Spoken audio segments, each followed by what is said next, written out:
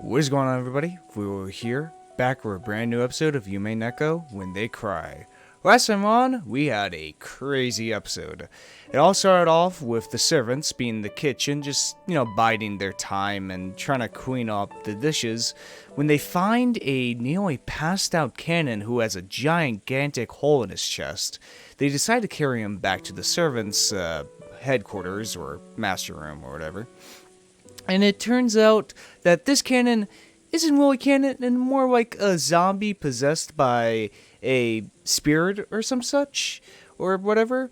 And he goes ahead and kills Kumasawa and Dr. Nanjo. The servants come back and try to explain what they saw, but they are so bewildered by what they, saw. They saw something incomprehensible, something so that defies reality that they cannot even explain it to the rest of, to George, Rosa, and Bador. So they go back to the servant room, and both their bodies are gone, both Nanjo's and Kumasawa's. And we also find a letter from Beatrice, which basically says, believe in me, and everything else is useless, and go and solve the epitaph already, you losers, or whatever. This obviously leads to Rosa suspecting the servants, as both Nanjo and Kumasawa's and there was another master key. There were two master keys with it. I think it was Cannon. No, Cannon. Yeah, okay. No, the two master keys, because the master key on Nanjo was from Cannon, who put it on Jessica, which, they found. Okay. So Rosa finds both master keys within the room. So that means the door was locked from the outside before they went in. And so, in a last bittersweet farewell, the servants all hand over their master keys to Rosa in order to give some type of trust to her.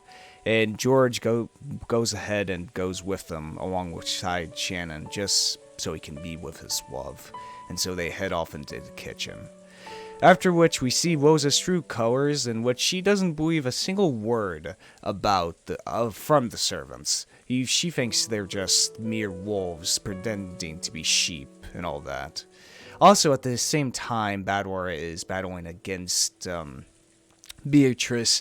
It is finally caved in to believing in magic in order to, because he has too good of a heart. He doesn't want to believe that any of the people on this island do such disturbing things, such as killing their parents and stuffing them full of candy, murdering Nanjo and Kumasawa for no apparent reason other than just witnesses. So he finally caves in. And so, I have come up with a theory after last time. I'm not believing in magic. That's the one thing I will not cave in on. I won't believe in magic. I'm not even gonna, talk about my hallucination theory about, the magic, whatever. This is I'm just gonna look at the facts. The straight facts of this case's episodes. Specifically Jessica and Kumasawa and Nanjo's deaths. What I truly believe, from looking at everything, and I'm still uncertain about this because it still doesn't feel right, but it has to be Genji, Shannon, and Goda behind these murders. And what really fits in with it is Goda, because we know for a fact Goda was both nearby the site of Jessica and was in the exact same room as Kumasawa and Nanjo's deaths. And obviously, it wouldn't be Kumasawa that killed Jessica because, she also died unless it's some weird ritualistic thing they're devoted or whatever.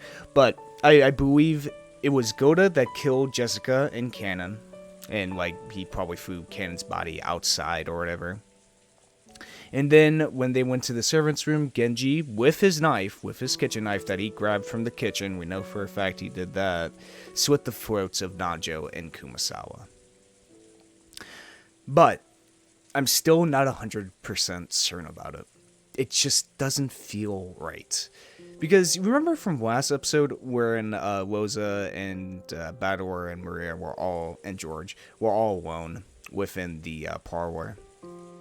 And Badwar like said to Woza like, "Well, why aren't you the murderer, huh? Well, why can't you be the murderer, Woza?" And Woza proposes a simple statement of, "I can just kill all of you right now. It's so easy. I could just kill all of you right now and just make up a story about it." And what happens after that? 2 people get murdered. The rest of the servants come back and they make up a story to try and, let's say, cover up this murder they possibly did. But that's such a kind of idiotic plan, don't you think? Of like, why would you, like, from a logical standpoint, no emotions, no nothing, why would you go into a room that people know you're in, murder 2 people, then come back and make up a story that, oh, somebody else came in and killed both of them, not me? Of course they're going to suspect you. They're going to suspect Genji, Shannon, and Goda as well. They're going to suspect them. So it still doesn't feel right. It doesn't feel right. Somehow this game has managed to make me uncertain about both answers that's presenting to me. Both the magic aspect, which we've seen the scenes of magic, of Kanon fighting against the goat servant, of Kanon's reanimated corpse killing Nanjo and Kumasawa. It has also made me doubtful about the answer of the servants are behind it, because that just puts an obvious target on their backs. Both of these answers feel so uncertain. Like, I'm not 100% sure about it because they just both feel off. Like, both of them. It doesn't matter what road I go down, I will still not believe in it like 100%. I'm only just making this theory due to the facts we are seeing here, and also the red truth that was revealed to us last episode of there was nobody hiding within both Jessica's room or in the servant room when the group was there. So, or aka, there was nobody that existed that we weren't aware of, or at least Badwar wasn't aware of. So I don't know. I don't know, because both of these answers don't seem like the right ones. And so all I can do is make theories and just keep going and see what possibly happens. Also, there's a question proposed to me in the comments last episode of like, which woman would I, of the usual Miura family, would I want to be in like in this situation with? 100% Natsui, because Woza is very unstable. Let's just put that out there. Woza is a very unstable woman, you know, due to the fact she's a single parent and she obviously has a firecracker of a temper. To even her own daughter, we've seen multiple times. So from what we've seen so far, 100% Natsui. If I was in this situation, I would go with Natsui because she seems like, well, I mean, that's the only person we've seen the most of, but honestly, 100% probably Kyrie. Like, Kyrie seems like the most queer-headed of the entire family, to be perfectly honest. She's just the, married in-law, Lily, and seems the most queer-headed of the bunch, from the women in the family. Was there anything else I would comment on? Oh, someone already asked this question, but I might as well answer it again. Yes, I will be, gathering up all my thoughts at the end of this episode, which I'm pretty sure we're getting close to, since, the family's going down a lot. And come up with all the theories I can come up with at the time before we get into episode 3. So I will be doing that as well, because, it gives you guys a little insight into what the hell is going on in my mind here, as I'm playing through this very, very, very, I wouldn't even say confusing game, but like twisting game. this is a twisting game. Not in the fact of like, oh, there's so many plot twists, but like, this game twists my mind. No other piece of like fiction has ever done to me before. Of like, I'm so uncertain about anything. Like, I have no idea. Like, anything can happen by this point. I'll still be doubting it. Like, this game could, like, straight up tell me, like, it was all Beatrice. It's all magic. And I'll be like, oh, no. Is it? Is it really? But, you know, that's the nature of this game. I think that's what makes it such a masterpiece of, like, it's able to make people really fucking think. And really, like, fight with their own sense of, intuition, really. So it makes a great fucking novel. Anyway, enough talking, let's get into it. それが真相だというのかい？はい。私たちは見たままのことをお話ししています。 George folded his arms and started mumbling again. And the kitchen was once again wrapped in a long silence. ジョージ様がにわかには信じられない気持ちも私はよくわかります。何しろこの目で確かに見たはずの私ですらあれが何だったのかわからなくなる。私は確かに見た。そして取っ組み合いまでしたはずなんです。なのにあれが全部幻だったような気すらする。 I agree with Goda, man. I agree with him 100%. なるほどね。あのローザおばさんに詳しく話せないわけだ。今の話を本当にしてたらもっと面倒なトラブルになっていただろうね。なるほど。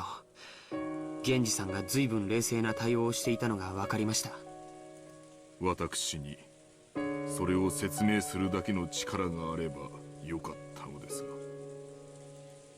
George had not actually seen it, and even when pressed to believe, he just couldn't imagine it. It was only natural, because even the people who had actually seen it had given up asking themselves what it was. That I can't believe a story is able to like say this, like in a lot of H.P. Lovecraft stories of like the character sees something incomprehensible, and it's just like a bunch of tentacles or whatever. But actually, in this game, there's been 2 scenes where I can't explain it. I can't even try to justify it. 話を少し巻き戻すよ。シャノンはカノン君が偽物かもしれないと思った時、クモの巣を取ってきたと言ったね。Yeah, that was the biggest thing about that whole scene of like, why did Shannon pick up spider webs? どうしてそんなことを？そうだ。それは私も思っていました。どうしてクモの巣だったんです？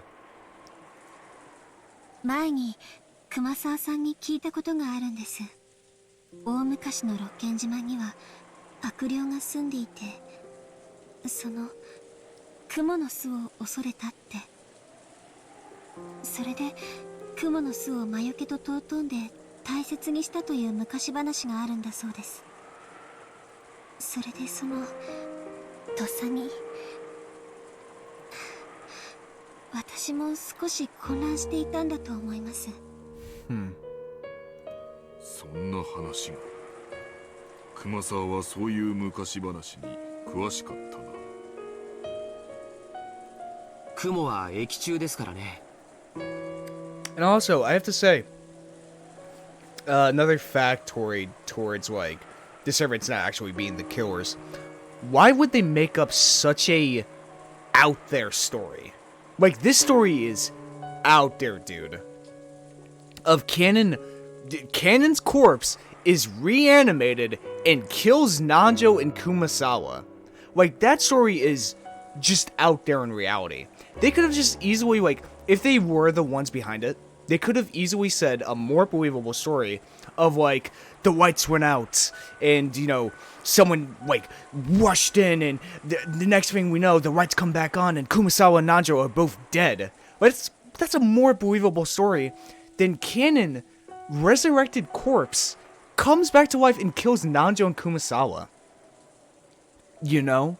So that's another point of, like, why it doesn't feel right that it's them, you know? It's just such an out there story. Like, if they were the murderers, why would they, come up with such an outlandish story? 確かにそういう信仰があってもおかしくないかもしれない。きっとその悪霊の力をあの鳥居の祠が封じ込めてたんだと思います。 I guess they really didn't explain it to Rosa. But still, if they're planning on killing George, it would still, be like, oh no, something happened. そして霊境が割られたのでその力が蘇って、ベアトリーチェ様を蘇らせる力となってしまったに違いないのです。 Toria Shrine. 私が、心の弱かった私があんな大それたことをしなければ。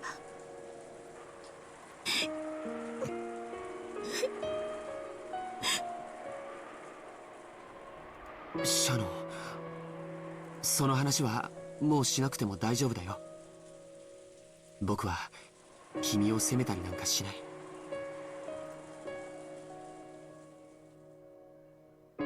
Since long ago, Shannon had often suggested that there was some kind of occult cause for her meeting with George. After listening to her, George had grown to think that she was being a typical girl, associating love with fate, chance, and miracles. He did think that smashing the spirit mirror offered at the Torii Shrine was taking it a bit far, but he'd laughed it off and forgiven her, thinking of it just as a prank that showed how serious she was about her relationship with him. Just breaking a mirror in some musty shrine wouldn't have changed the fate of our meeting, and it would never cause any curse. He tried to cheer her up, saying it was only a musty mirror covered in dust. ベアトリーチェ様という霊のような存在がいるという話はこの島に勤めるようになってからたくさんの同僚に聞かされました。最初はバカバカしいと思っていましたが、それを批判するとなんだか不謹慎そうな空気があったもので、私も表向きは信じているように振る舞っていきました。しかしまさか本当にいたんです。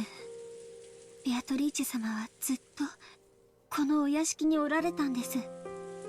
でもベアトリーチェ様は力を失っておられて、私たちの前に姿を現すことができなかったんです。ずっといた。私たちが見えなかっただけなんです。 And once the mirror was broke. 源氏さんの意見を聞きたいです。私には何も意見はありません。一つだけ申し上げたいのは、私たちはあの時ここに5人いた。そしてカノンが勝手口から帰ってきたと思った。そして使用人室に運び、何かが起こって南條先生と熊さんが帰らぬ人となってしまった。それだけです。私たちは見たものをすでに全て説明しました。それを見ていないジョージ様に信じろというのはとても無理な話だと理解しています。信じられるわけがない。あれは間違いなくカノンさんだと思った。でもあいつがベッドから起き上がって、そうこんな風にしながら胸の傷をまさぐり始めた時、こいつはカノンさんじゃない、誰か別の存在なんだと直感しました。ジョージ様にはわからないでしょう。よく知っていると思っていた人物が実は別人であることをさらけ出した瞬間の恐ろしさというものは。 Okay, so the story is the same from the character's perspective and not what we saw. Okay. 説明できない。I thought it was going to be like pull the old trick in like some novels of like the audience sees something but the characters are saying something completely different or whatever. とても説明できるわけがない。わかるよ。郷田さんがそれほどまでにショックを受けるどんな恐ろしいことがあったのか僕は察するよ。ありがとうございます、ジョージ様。 They all fell silent again. Shannon kept crying no matter how many times she was consoled, thinking that listening to the witch's sweet whispers and breaking the spirit mirror on that day had been the mistake that ruined everything. 君に囁いたという魔女は、その鏡があると力を失うんだね。少し説明してくれた気がしますが、よく覚えていません。あの鏡があると力が出せないというようなことを言っていたと思います。君が割ったというその鏡はどうしたの？ I also seem to remember that Beatrice mentioned that the mirror was not exactly holding her back, but holding other spirits. Because there were many spirits on Wokenjima, as she explained. 覚えていません。多分割ったまま立ち去りましたから、そのままそこに残ってたでしょう。Also, someone suggested to me in the comments of last episode that I should read the Umineko manga in order to, like, re-remember previous episode events. But I'm kind of afraid of, like, any possibility of spoilers within the manga, you know? You guys can let me know if the manga is a, good source to, like, reread the, events of last episode so I can, write it down and stuff. You guys can tell me if it's a good source or not. ということは、岩礁が雷で打たれて消えたとかいうときに海の底か。まあ、拾って接着剤で貼り付けたところで、ご利益は戻らないだろうけどね。And the reef was struck. 私は本当にごめん、失言したよ。You didn't know if Shannon breaking the mirror really had started all of this off. Though the servants didn't blame Shannon, they all seemed to believe that her actions had been the root cause. But even now, George wasn't able to go that far. All this talk about witches and evil spirits just sounded fake to him, even though he was trying to be open-minded. Even so, he listened seriously to Shannon's story, trying to find a hint that might relieve at least a little of the pain in her heart.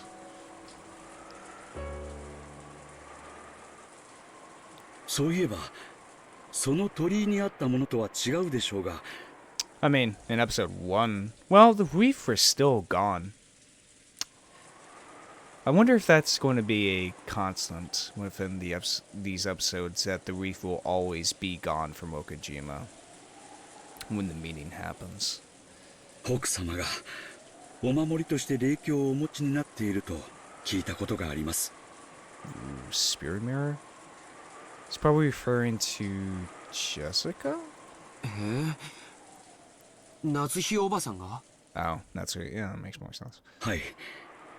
おじい様の形見分けか何かでもらったものだそうで、とても強い魔除けの力を持つ由緒正しい霊鏡だとかなんとか。同じ話は私も聞いたことがある。鏡は良くないものを反射して弾き返す力があるのだとか。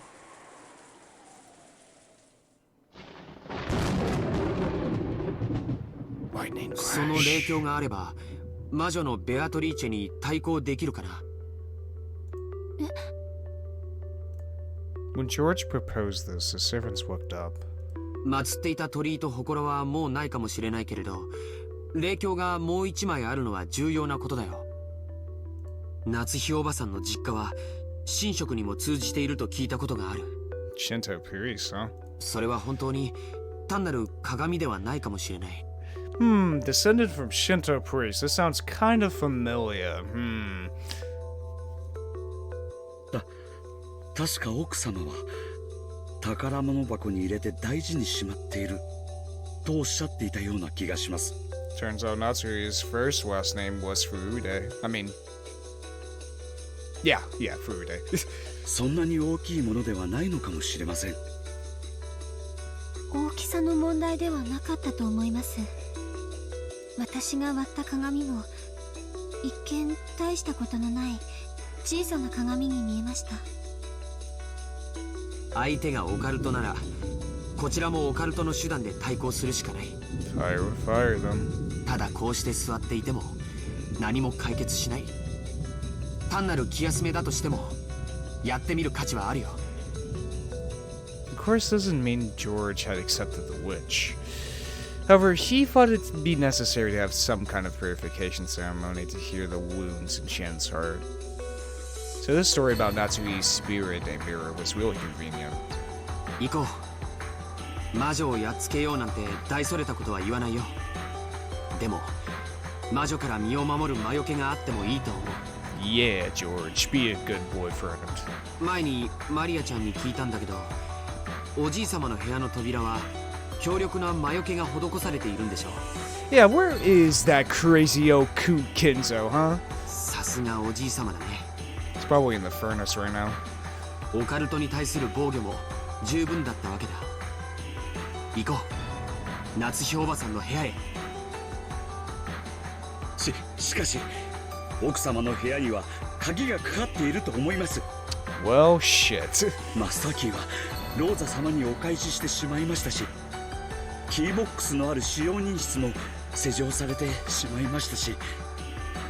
ならばその鍵は夏日おばさんが持ち歩いているはず。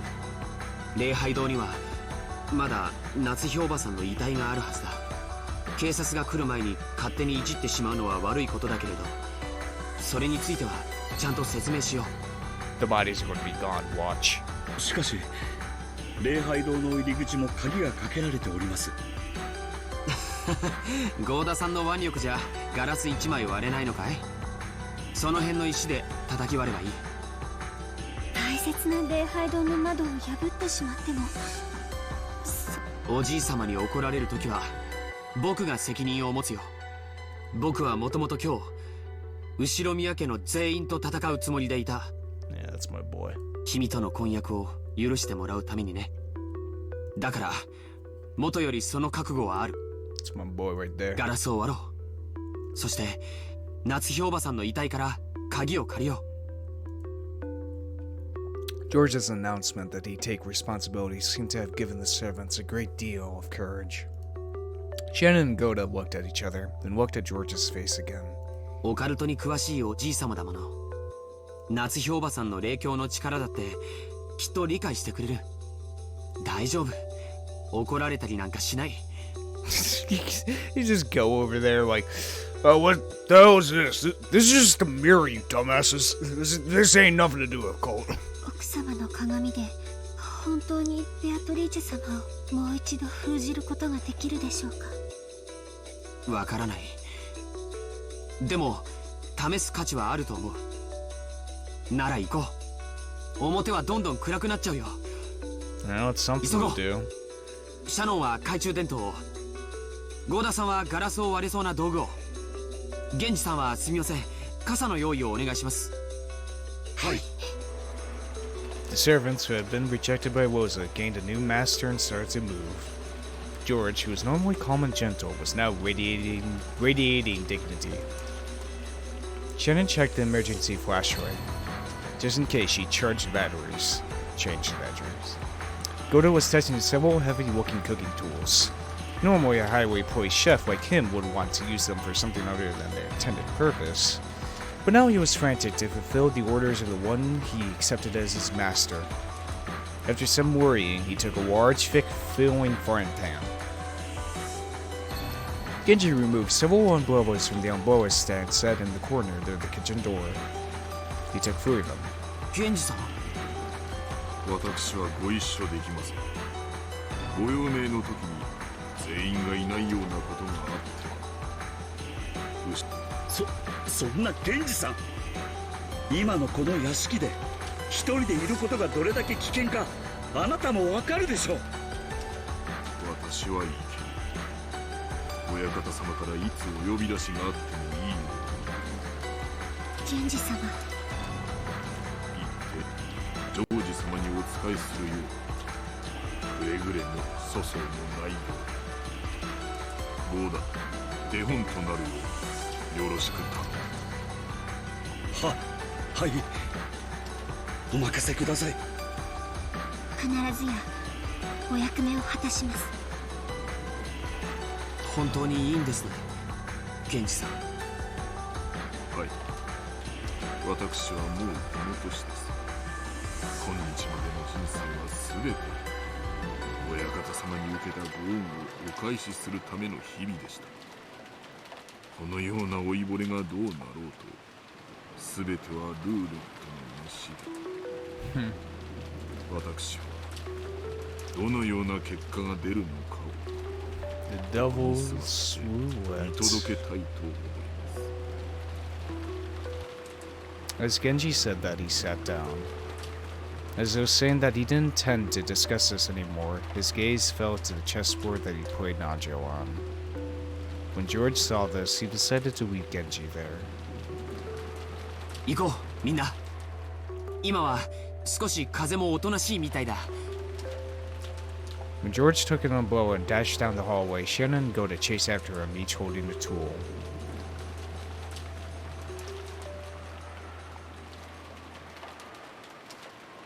But what will happen with Genji? After they flew out the room, Genji quietly stretched his hand out to the side of the chessboard. He softly pulled something there towards himself, covering it with his palm. Genji killed his breathing even more than before. As he did, something flashed gold.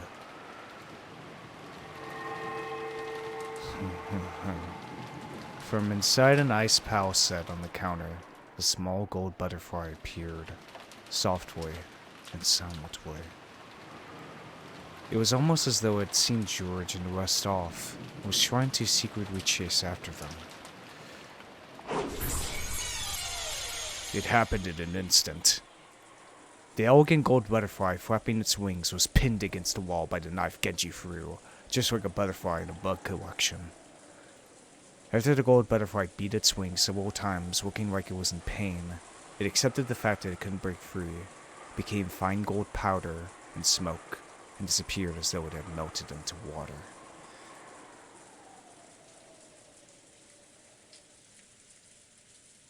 Genji still gazed down at the chessboard as though nothing had happened.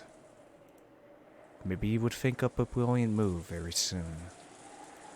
But no matter what move he made, his opponent would not be able to respond for all eternity. Even though he knew that, Genji searched for a brilliant move. It must have been the perfect way to kill time during a short period before some fate would be given to him. Huh. What the hell are these gold butterflies, man? Also, if I remember correctly, there was a golden butterfly that attached itself to someone's back. It was Rosa's. It was Rosa's back before they went into Jessica's room. What the hell are these goddamn gold butterflies about? They seem to be like... The gold butterflies seem to be both like... The kind of way Beatrice is tracking everyone in the mansion is via these gold butterflies, which aren't able to be seen by the naked eye. Or, well, I mean, it's not able to be seen by the naked eye, but as we saw here, Genji was able to kill it, but like kind of unconsciously. Because he didn't even make a move, unless he's just, super badass. But he threw the knife against the butterfly unconsciously. So these butterflies both act as a way to, at least what I think, act a way to track everyone in the house, and also it's the way to transport... I don't know how to describe it. Not transport, but like, fuck with the visions of people. Fuck up with their perspectives, and make impossibilities reality. Those gold butterflies have important shit to them. I don't know what it is, but it's something. Once again, I'm accepting magic, even though I don't want to accept magic. But I mean, still uncertain. Still, you know, you know.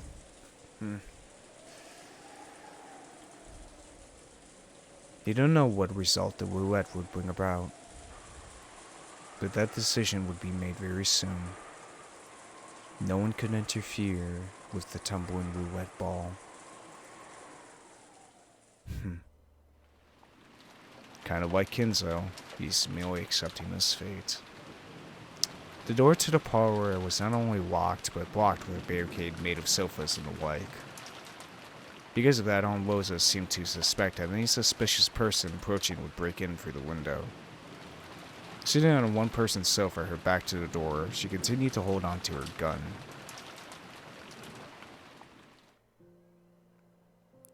I don't know what was what anymore. Even though my body and mind were worn out, I prayed with Maria, as she wanted. Maria had said it. Beatrice was testing us to see if we could solve the epitaph of the gold, so we had tried and figure out this riddle. In the beginning, I was a little interested and tried to solve it, but I didn't even have a clue where to start in this weird text. I didn't doubt that there was some riddle hidden there, but I seriously doubted that I'd be able to suddenly leap to an answer. In the middle part of the epitaph, there were the lines going from the 1st to the 10th twilight, telling us to journey to the Golden Land. On the 1st twilight, offer the 6 chosen by the key as sacrifices. On the 2nd twilight, those who remain shall tear apart the 2 who are close. It was obvious that this hinted at the first 6 murders that had already occurred in chapel, Jessica and Ken-kun's murders. If this was being followed, we still had to be prepared for 5 more people to be killed. On the 4th twilight, gouge the head and kill. On the 5th twilight, gouge the chest and kill. On the 6th twilight, gouge the stomach and kill. On the 7th twilight, gouge the knee and kill. On the 8th twilight, gouge the leg and kill. Dr. Nanjo and Kumasawa Ba-chan's corpses still haven't been found. However, this follows the pattern of their sacrifices for the 4th and 5th twilights. They should only be found in a pitiful state with their heads and chests gouged. So, can we expect that 3 more of us will be gouged in the stomach, knee, and leg and killed? Who will it be? I looked around the room, noticing that there were 3 people here, but how should I put it? My emotions seemed paralyzed. Strangely, I didn't feel frightened. As I leaned against the sofa with the top part of my body gazing up at the ceiling, Maria noticed. Apparently, she felt I was slacking off in my little solving. She got mad at me for not taking this seriously enough. なあ、マリア。ベアトリーチェは確かこれを解いたらどうするって言ってたんだっけ Take you to the Golden Land. I'm sure the witch wrote in her letter that she give up on her collecting interest or something abstract like that. I optimistically took that to mean she would give up on killing the whole family. But was it really win with that meaning? For some reason, I couldn't convince myself that solving the riddle would really save me. I feel like maybe, even if we do solve it, we'll just be doing what the culprit wants and it'll all be a wasted effort. そんなことはない。この碑文が解けたら、ベアとの儀式はおしまいになる。だからもうそれ以上、誰も死ななくなる。本当にかそういうルールを奴が提示してるだけだろ。この謎を解けば多分じいさまの隠し黄金のありかがわかるんだろ。 I'm telling you, Bito just wants a game. She wants a game, so she doesn't get bored of existence. That's what this is. Last episode, someone commented about like, Why does Beatrice both have a frontal and a back attack? Two different strategies to go at Bador within the meta world chess game they're having. And I feel like the reason why she does it is, one, to fuck with Bador, and two, she wants a full game, a proper game of wits. That's, I mean, the subtitle of the game is The Witch of Reasoning and... Fuck, what was the second word? I forgot the second word. But, still, Beatrice is the type of character that wants a game. She wants a game, a full, intact game, and she's willing to follow those rules of the game because she doesn't want to be bored of existence. That's what she wants. She just wants a game, be it with... Well, maybe the reason why she doesn't appear to Kinzo is that Kinzo's strategy to beating this game is so simple. And like, he doesn't do anything. In these first two episodes, well, we haven't finished the second one, but still, Kinzo hasn't really done anything. All Kinzo has done as a... Wait, let's say Kinzo is a pawn in this game. Let's say he's the king. All he has done is sit in the exact same spot. He sits in his room all the time, 24/7. He just waits for the roulette to come to him. While with Bador, he's more of an active character. While Kinzo is a more reactive character. Bador actually goes out and tries to solve these murders, tries to solve this game. Maybe that's the reason why Beatrice is more prone to Bador instead of Kinzo, because Kinzo has kind of not given up on the game, but more like he is so stuck in his way of his strategy, his singular strategy to win this game with Beatrice. So that's why Beatrice goes with Bador, because it'll be more fun to, break him in the end, but also he's more proactive within it, And I guess that, and it kind of goes with that kind of theme from, like, Higurashi of change, of people stuck in their old ways, I guess. It's a weak connection, but, I still want to bring it up because, it could be something or it could be nothing. Maybe I'm just connecting dots where there really isn't, like I usually do in these games. But it could be a kind of allusion to that of the theme of change, of people that aren't proactive to people that are proactive, people that are stuck in their ways and people that want to change the status quo, such as Bador here.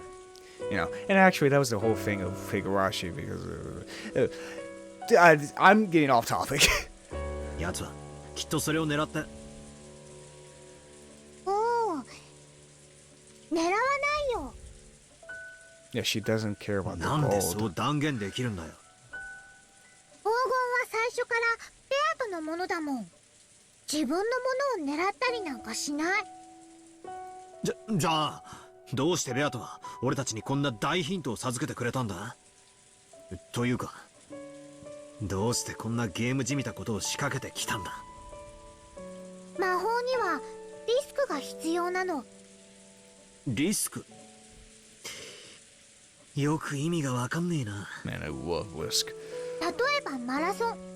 完走すれば誰でももらえるメダルと一番になった人しかもらえないメダルって同じ価値だと思う？思わねえぜ。つまりなんだよ。結局奴は遊んでるってことなのか？わざとこっちにチャンスを与えるようなことをして。違う。それがね、魔法というものなの。どんな大きな魔法にも絶対にリスクや弱点があるの。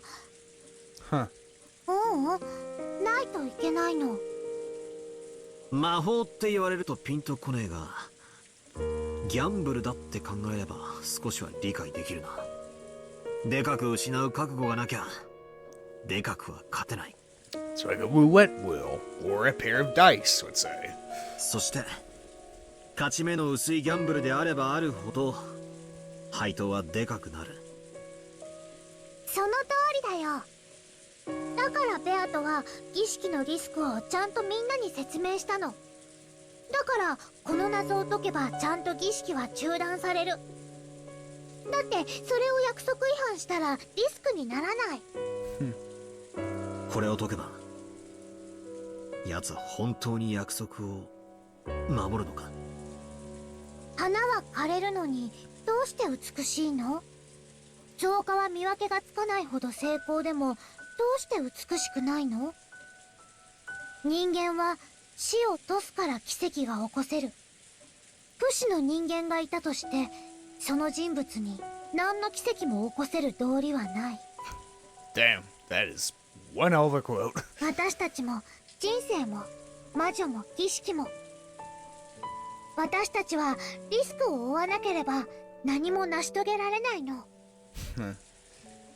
Yeah, I guess that is life. 謎が解けたらどうするんだ。 All about risk and getting out of comfort zones. Or else you become like Kenzo and just stay locked up in a room. ピンポーンって鳴らして挙手して怪盗魔女に伝えて答え合わせをするのか。それは知らない。でも解けばきっと自動的に儀式は終わる。マリアは詳しいな。そいつはみんなベアトリーチェに習ったのか。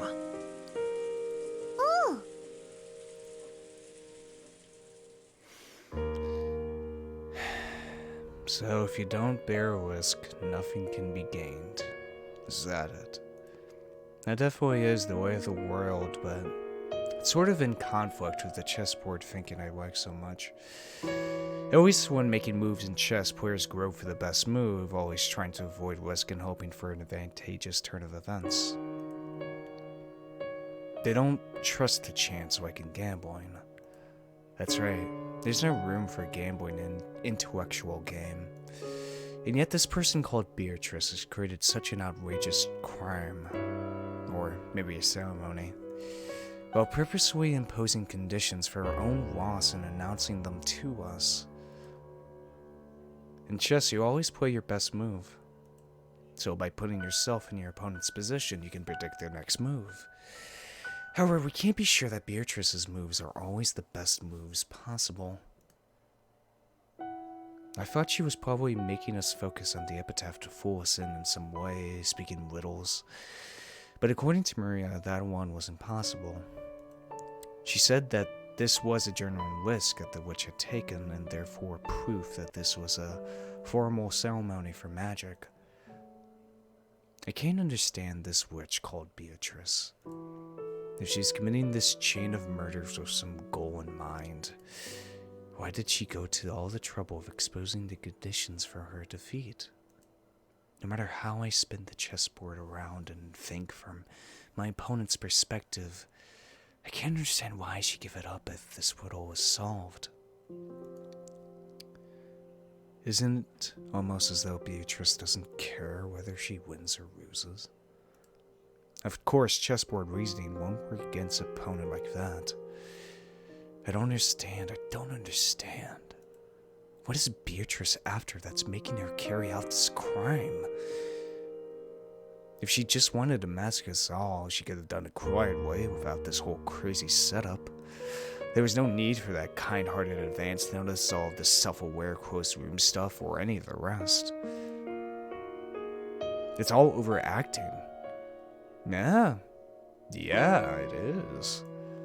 I've got no clue what it means. Will I be unable to understand anything as long as I keep thinking of Beatrice as a greedy human culprit? If I don't accept her as a witch, will my chessboard thinking be stuck before I've even wind up the pieces? If she really is a witch and everything Maria said is true, then there's only one thing for us to do. The theory building in Discord and searching for the culprit has all been pointless. We should have all gathered in the dining hall, combining our knowledge to solve the riddle. By combining the knowledge of that many people, we might have been able to grasp at least a thread of the answer.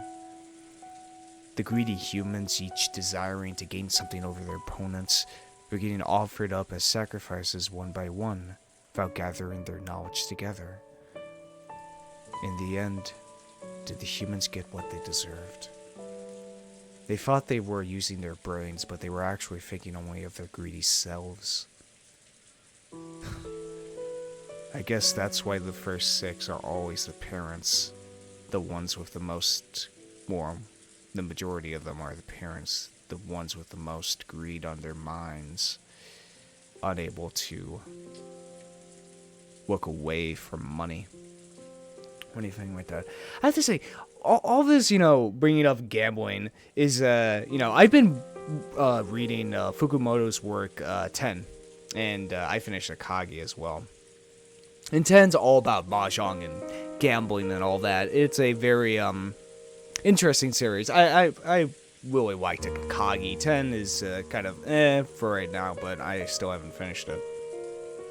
But like with all this gambling, that metaphor is bringing up in this game, it just reminded me of that series and how what was it?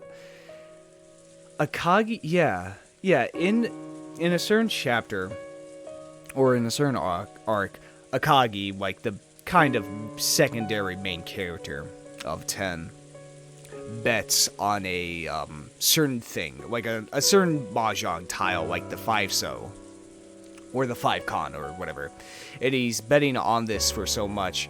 But even though the opponent themselves gives up on, saying oh, don't even flip over the last tile since there were free hidden titles or whatever.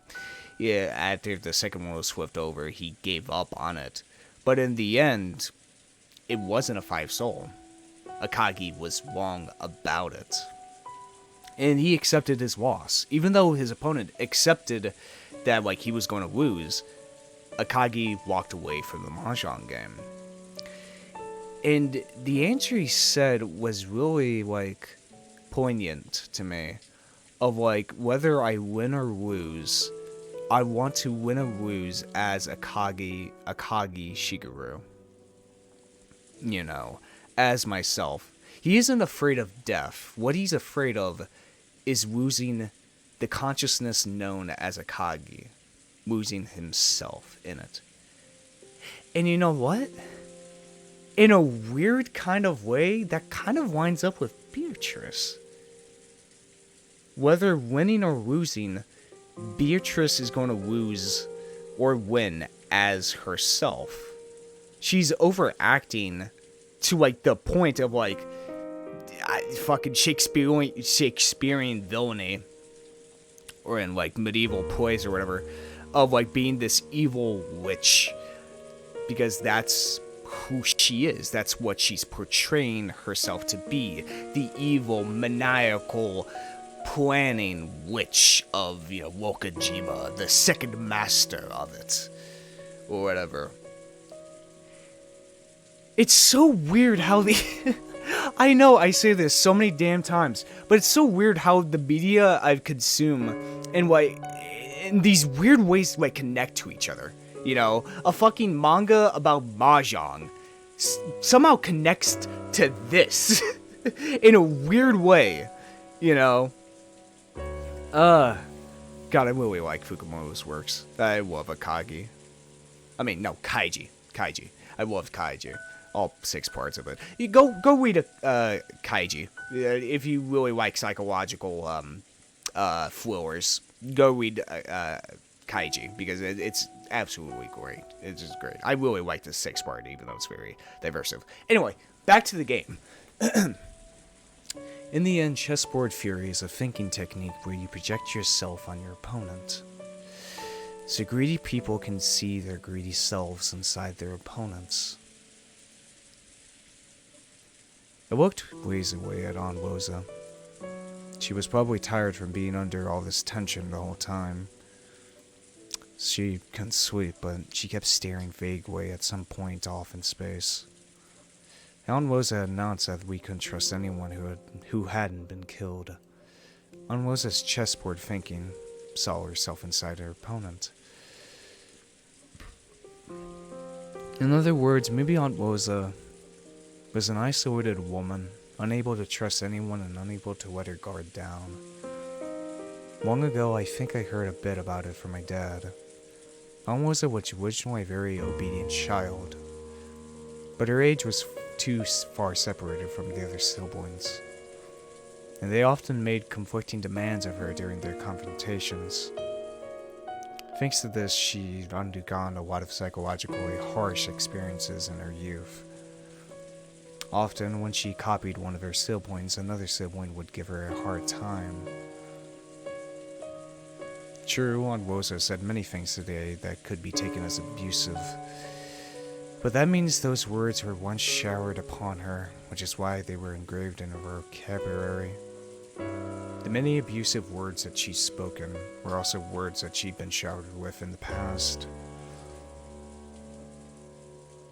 Now that I think about it, I've had the feeling that her style of speech sometimes has traces of Uncle Klaus or Aunt Eva in it.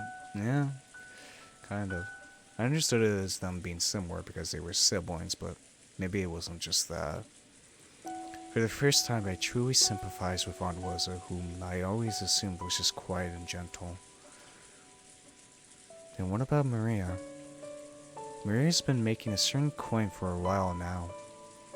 If we can solve the riddle the witch displayed to us, the ceremony will be halted, and we'll definitely be saved. And I think she also said that Beatrice will never break a promise. But this is Maria we're talking about. She herself never breaks promises, and she has the most innocent heart. So she believes Beatrice also won't break her promises. She's able to believe that. But isn't that just an image of Beatrice in Maria's mind? There's no proof that the real Beatrice always keeps her promises, right? Alright. 気分の謎を解けば黄金鏡へ至ることができるだろう。さすれば儀式は終わる。それ以上誰も死にはせぬ。お前みたいな外道の極みが。わらわが残忍で卑劣で外道であることを否定はせぬ。だがわらわは魔女だ。魔法を使う。魔法を使うには守らねばならぬルールがある。わらわは魔女だからこそそれをないがしろにできぬのだ。それだけは信じるがよい。これだけめちゃくちゃやってきて、それでもルールだけは信じろってのかよ。わらわはたぶらかしはする。もちろん人も騙す。人間と変わらぬ。だが約束として口にしたことを保護にしたことは一度もない。人間はどうか約束を必ず守るのか。約束を守ろうなんてキャッチフレーズがある以上、ちゃんと履行されてるかどうかは疑わしいな。わらわから見れば人間の方がよっぽど利己的で外道な存在よ。人間の約束ほど疑わしいものはない。わらわも時に人間と契約するが、くだらない願い一つ叶えるのにどれほど厳重に取り決めをするか想像もつくまい。少しでも隙があると連中はすぐに叶える願いの数を100に増やせとか、小さな豆粒に変身してみろとか言い出す。親父によく言われたぜ。契約書ほど怖えもんはねえって。よく読まずにハンコを押すやつは骨の髄まで喋られて当然だって言ってたぜ。悪徳で荒稼ぎしてやがったんだな。察しろ。人は生まれながらに詐欺を知りはせぬ。どこかで被った。だから覚えた。押し付け合わずにはいられぬ人の世の罪か。はて、どこの魔女に聞いたやら。まあいい。People must press up against each other. そなたが思っているほど、わらわも無慈悲ではないぞ。Give you one thing, Beatrice, you're honest. 嘘をつけ。これだけの大勢を、しかもまたこんな残酷な方法で殺しておいて、何が無慈悲ではないだ。約束は守るだと。いい加減なことを言うな。俺はお前を認めない。断じてそれを譲らないことだけがお前への抵抗だと俺は信じてる。なるほど。永遠の苛波であるのはわらわに対しても同じであるというわけか。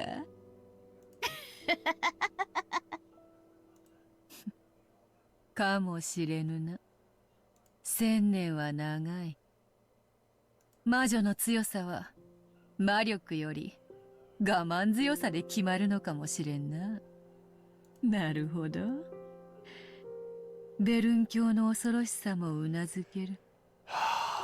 I just got it. 1,000 years, that's right. Yeah. 1,000 fucking years.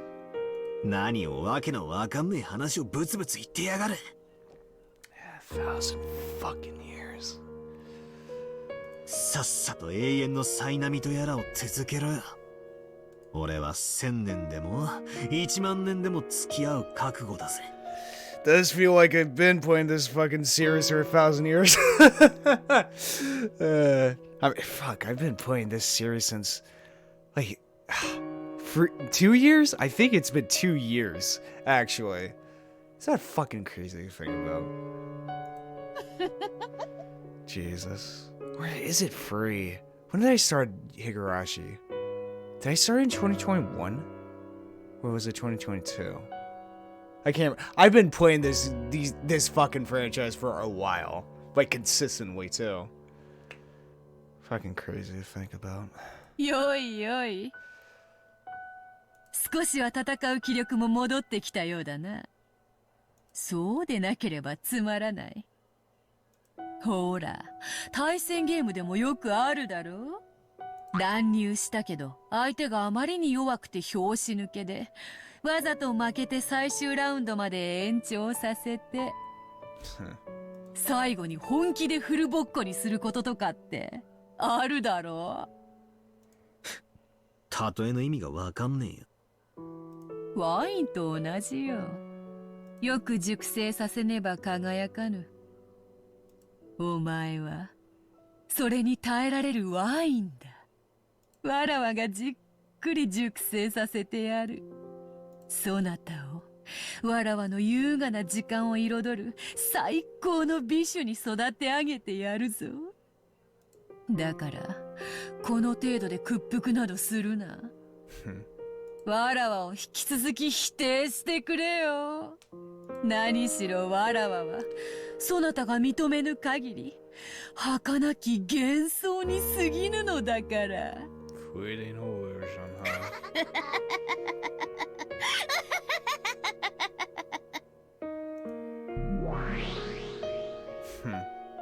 Fleeting illusion.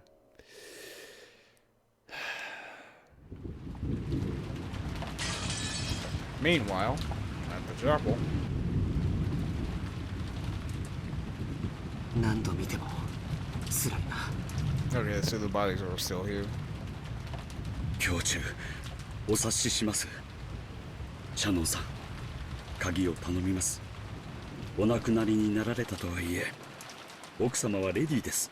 Also, I haven't commented on this at all during the in the last couple of episodes or in this Let's Play so far, but I really like the effects that this port is using, or this translation of the PS3 port is using, such as in the background through the windows you can see the rain, still, falling.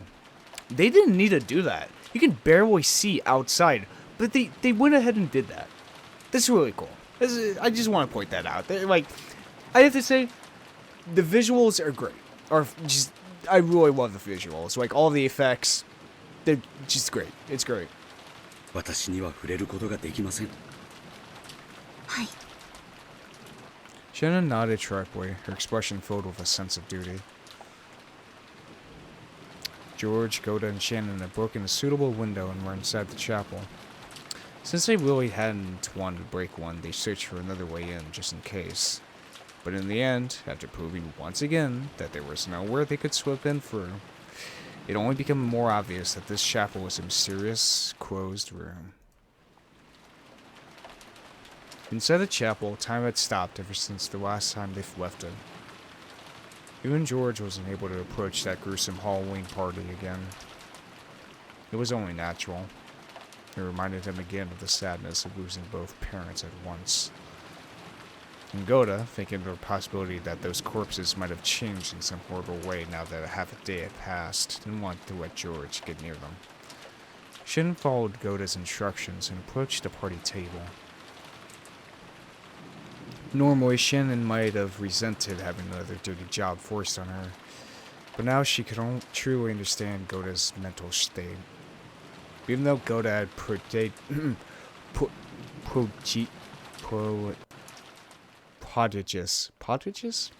I'm probably fucking up that word, skill, he'd gotten dragged into trouble, losing this job and ending up left out in the streets, before Natsui gave him a new wife. Really? I thought he was always just, a cook for a hotel, but he was out on the streets. Though it had been just a casual employment decision for Natsuhi, Goda must have thought it was a turning point in his fate. Those around Goda could see that he felt a special kind of loyalty to Natsuhi, so he probably didn't want to lose that feeling, even after her death.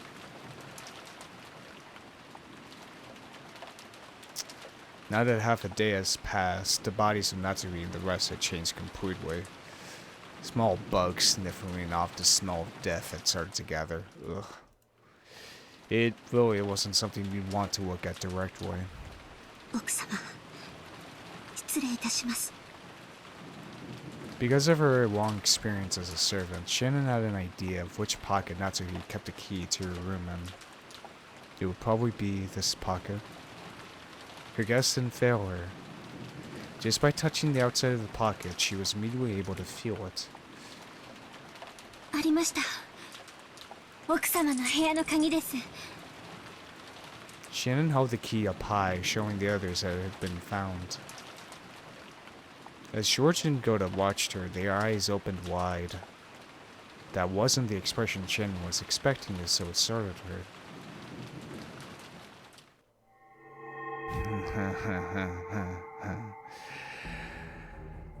Son of a bitch. It's right behind me. I'm sorry, I had to do that. After all, Shannon hadn't noticed. George and Goda, watching from afar, noticed it first. After all, when Shannon had held the key up high, a blizzard of gold leaf had seeped up from around the table. They were countless gold butterflies. It was the first time George had seen them, so it might have looked like some kind of illusion. But Goda already knew.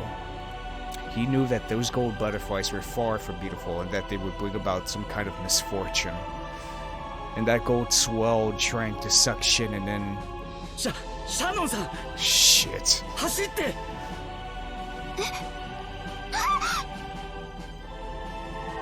Shannon also realized that gold butterflies were trying to swallow her up. She ran unsteadily, her expression was still shocked.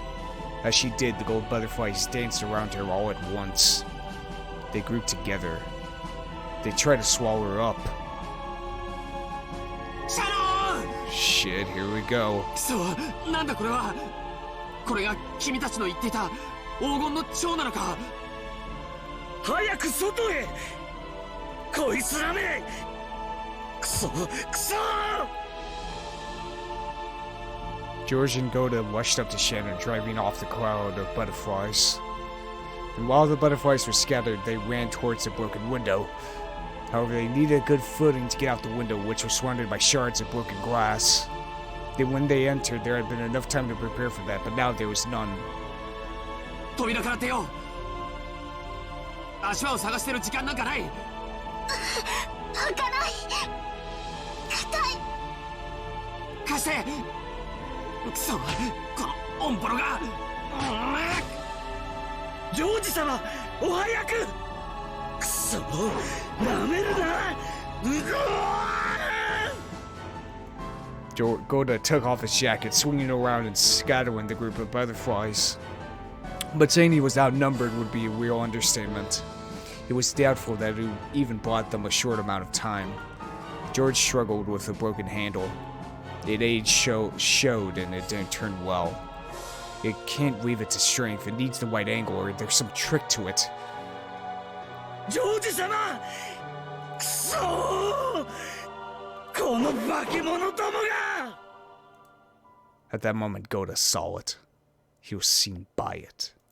In other words, their eyes met. On top of the party table. No, with the stained glass behind it, floating, laughing, was the figure of the witch. He saw the figure of the laughing witch in the center of the golden whirlwind, with the gold butterflies fluttering about at the ready.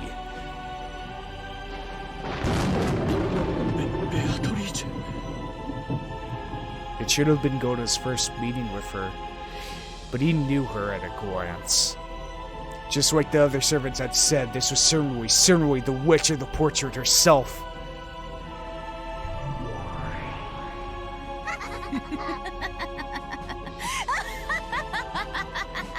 Oh hey, look, she has Kinzo's ring. そろそろ晩餐の時間ではないか。すでにわらわはこの屋敷のホストである。そなたらを素晴らしきディナーで歓待しなくてはならぬというもの。おあつらえ向きに3人ではないか。これは実に好都合。Shit. Oh fuck. ゴーダさん、早く。ベアトリーチェ様。No, go! Just go! 足を止めてもよいのか。ここがそなたらの墓場にふさわしいというなら、それもよかろうぞ。かつての主の傍らにて死後も仕えたいというその心意気はたたえようぞ。Also, I'm pretty sure last time we saw her, she did not have that ring on. So, I'm pretty sure it is Kinzo's ring. Anyway, the golden whirlwind that wrapped around the witch burst. It was like an evil hand that had literally spread its fingers and was trying to attack them. The crowd of gold butterflies attacked with a fluttering sound. Come on, get the fuck out of there! George's voice brought Shen and Goda back to their senses. Standing there now would make them like frogs getting stared down by a snake. They had to resist. They had to fight this incarnation of the new, brutal, and frightening order in which Wokenjima had been enveloped. There was no time to take out their umbrellas. The three of them dashed out into the pouring rain. The three of them never realized because they didn't turn around. But the gold butterflies apparently couldn't handle the rain too well, and this hampered their ability to chase after the humans. Really?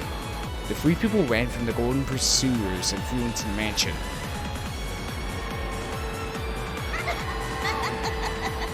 Well, shit, there goes my theory of it's only effective in locked rooms. こうでなくては面白くない。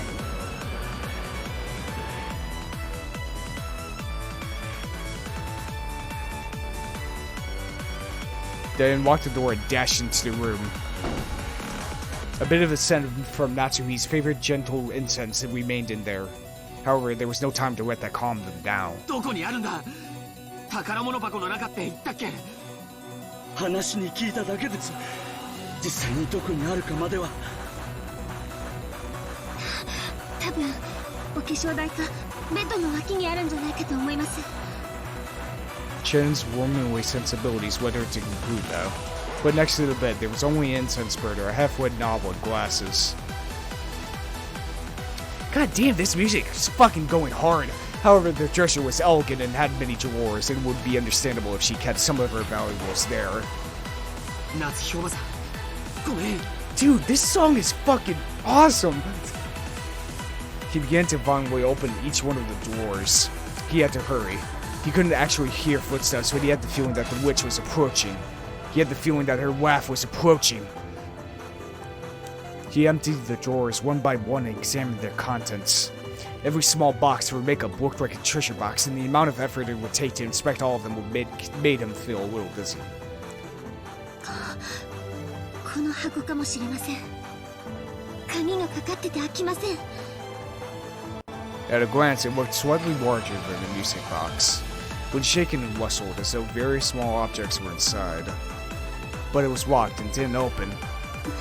普通鍵はすぐ近くに隠しておくものです。あるいは常に身につけている人もいるかも。わからない。わからない。やむを得ない壊そう Yeah, just break it. でも乱暴にはできないね中の鏡を割ってしまうかもしれない Shit.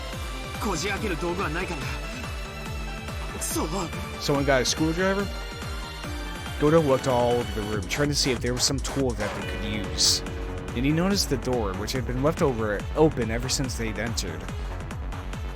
He approached the door to close it and saw the abominable shadows of people approaching from beyond the darkness in the hall. No, it wasn't shadows of people, because they weren't human at all. ジョージ様急い Gota's voice trailed off. It was a shock of seeing the progression of those not of this world. He was a servant, so he knew all the servants working for the Ushiwo Miura family. But he didn't know about these.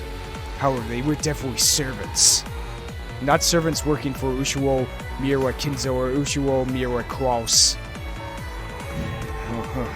Holy shit!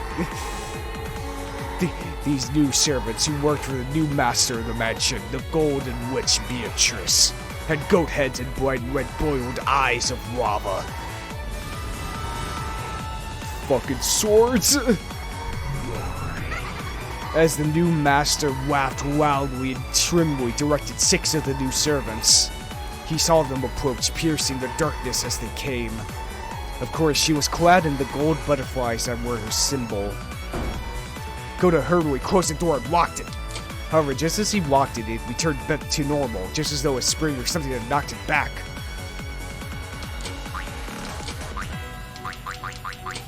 It gave the illusion that some prankster beyond the door was unlocking it every time he locked it. Oh, what the fuck. They couldn't have reached the other side of the door yet. So who was doing it and how? It almost felt like playing with a broken toy. Quick, boing.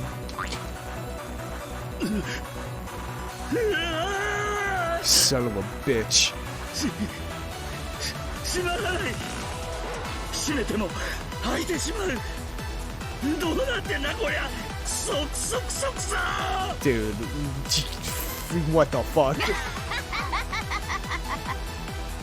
鍵がわらわを拒むと思うかその部屋の新しき主をその部屋の扉が拒むと思うのか It was like the witch could see Gota's frantic effort through that door. Every now the footsteps continued to approach. And when not just their footsteps, but even their breath could be heard, Gota gave up on the lock and slammed into the door, locking it using his own large body. ジョージ様早く早く早くジョージ様これはどうでしょう Come on. レターオープナーか That worked. そっちの方がいいね貸して万年筆じゃうまくいかない George took it and once again dug into the crack under the lid of the treasure box. It looks like it's working. 早く早く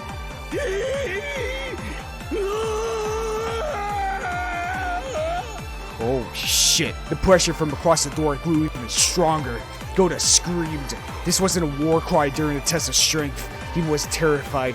He was simply terrified that nothing but a single wooden door was stopping him from touching something not of this world.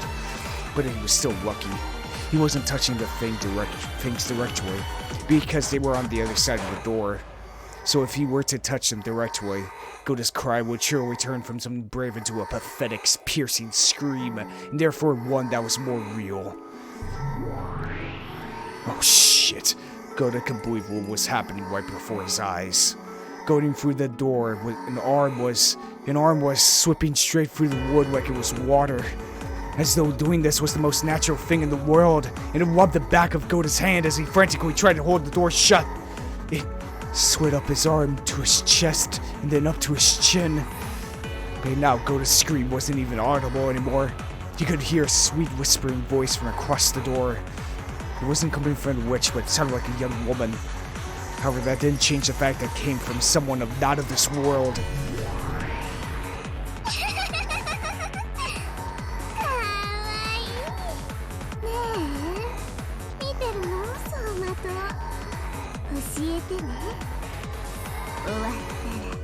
Fucking Beelzebub.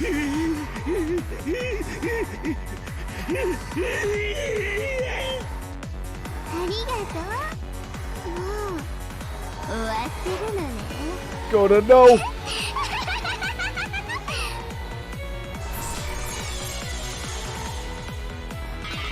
Oh shit.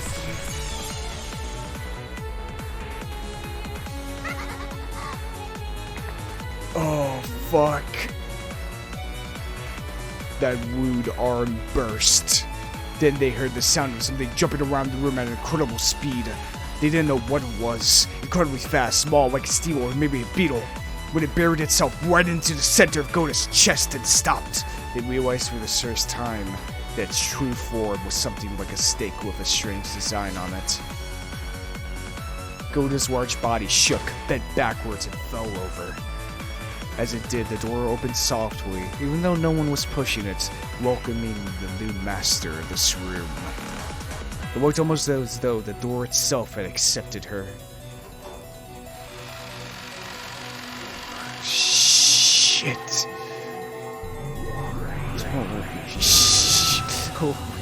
Holy fuck, man. The goat attendants came in one after another, 6 of them. Then that witch came in and the gold butterflies came in. The room was wrapped in a blizzard of gold wheat which fell and piled up, turning it more and more into a world of gold.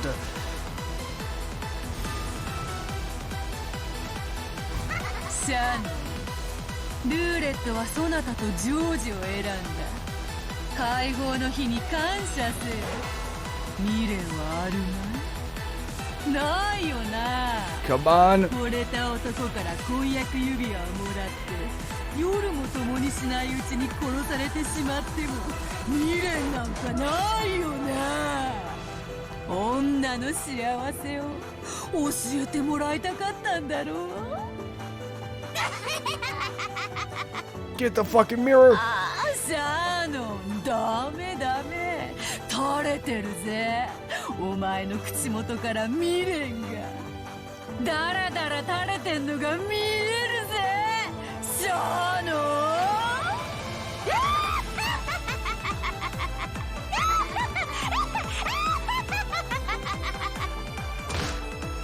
Crack. It was the sound of the lid to the treasure box breaking open. When George turned it over, accessories, charms, various objects that not to be a treasure when she was a girl fell out. Mixed in with that was a pouch that stood out from the rest. He picked it up and it was made to assure this was it. 見つけた。これだ。 Pull it out! いいって及ばなかったの。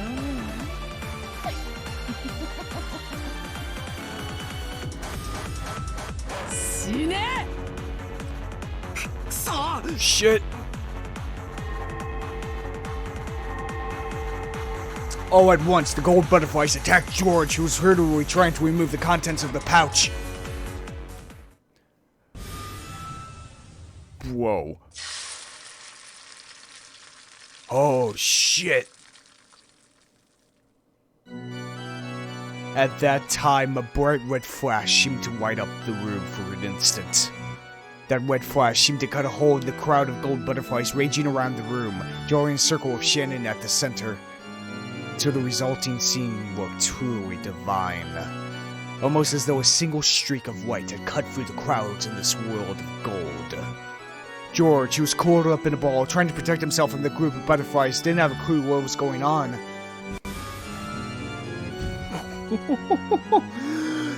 Holy shit. Then he noticed that Shannon was standing guard in front of him, shielding him, as she glared at the witch in the west with a serious face she'd never shown him before. 忘れていた。そなたもまた金蔵の優れた家具だったな。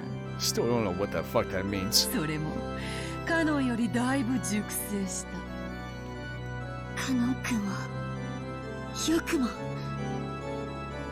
殺したことじゃない。よくも亡骸を消し去り、その名誉まで汚そうとしたな。おやおや、シャーノ、それを怒ってるのか？カノンに会えなくて寂しいならわらわに頼めよ。いつだって会わせてやるというのに。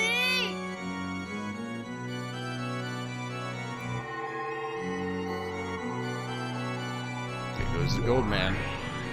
Oh. When the witch snapped her fingers, one of the 6 gold attendants squirted gold and changed into cannon. It was definitely sight to make one doubt their eyes. It was definitely Cannon's face. However, in those eyes, the glint of Cannon's integrity was nowhere to be seen. They were the hazy eyes of furniture that only obeyed the orders of the witch. George couldn't understand the scene right before his eyes. Yet he finally understood why Goda and the rest had been unable to talk about what they'd seen in the servant room. 楽しいですか？ああ、楽しいぞ。死が引き裂いた2人を再会させるのはいつだって楽しい。死で引き裂いて1度、合わせて2度、もう一度引き裂いて3度楽しめるのだからな。 Shut up, Beatrice. さあ、カノン、姉と遊んでやりなさい。もし痛めつけられたら思いっきり苦悶の表情を浮かべてやるといい。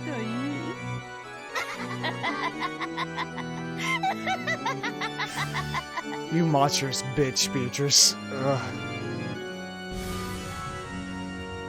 God. From the imposter Cannon's arm, a strangely shining curve extended. He planned to tear Shannon apart with that. With a single stroke, he would attack Shannon, who still hadn't prepared her heart, and... 許さない。一度ならず二度までも死者を汚すなんて。ほざくな。弟に殺されろよ、ショーノ。きっといい夢が見られるぜ。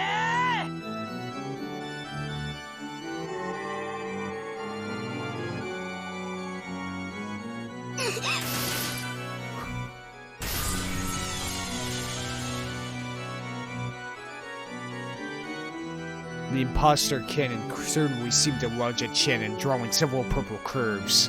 But he wouldn't flew at her. It was as though some kind of invisible wall had been placed in front of her. The wall repelled the imposter, leaving a bright red ripple on its surface. No, it didn't repel him. It smashed him. It knocked him back, turning him into gold dust, into little bits, scattering him.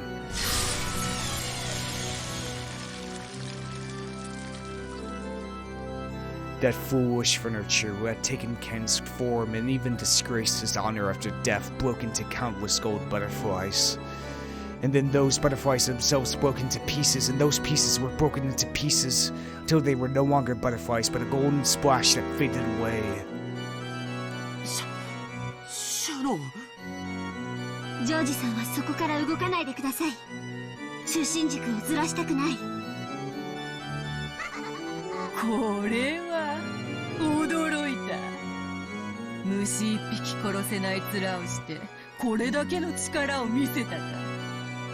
なるほど、霊境がそなたに力を貸しているというのか。しかしその霊境の本当の力を引き出すには準備も時間も足りないな。 True power. そのどちらもわらわは与えはせぬ。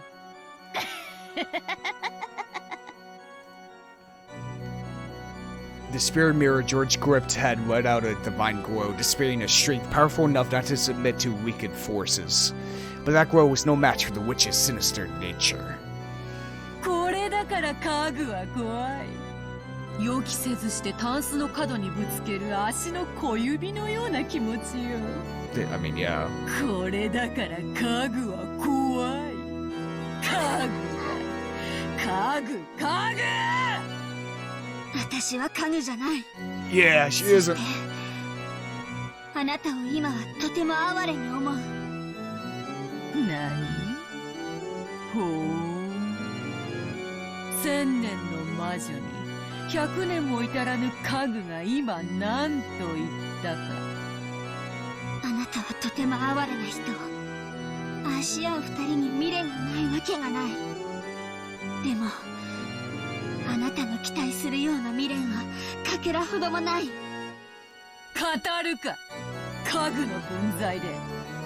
ジョージと結ばれたくてわらわの靴を舐めた日々を忘れてわらわにそれを語るか。愛に生き泥念を這うが人間。それを嘲笑い見下しているつもりで、あなたはそれにはるかに劣る。 Yeah. 私は今こそあなたを哀れに思う。愛し合う二人にとって添い遂げることにどれほどの意味が。意味はある、きっとある。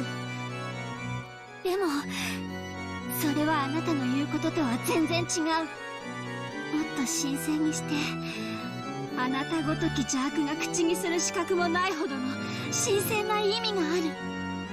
だから私にはすでに何の未練もない。ジョージさんと愛を誓い合った。その証として指輪を受け取った。それで永遠の誓いは完了した。あなたがどんな邪悪な魔法や悪意で私たちを災難だとしても永遠は汚さない。 Ooh.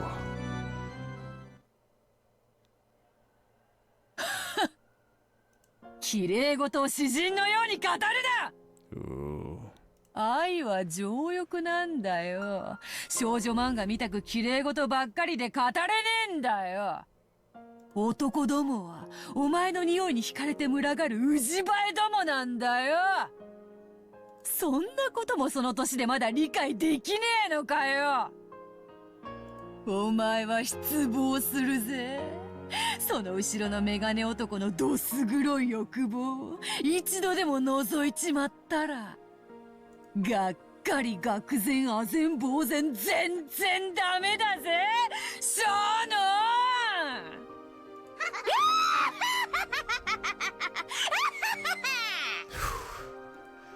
ああ、もういいや、語るな家具が。この家具。何様のつもりだよ、語りやがって。愛なんて結局はど汚ねえ汚物をどう綺麗に見せようかって欺瞞なんだよ。そいつに気づいて人は大人になるんだろう。死ねよクズ。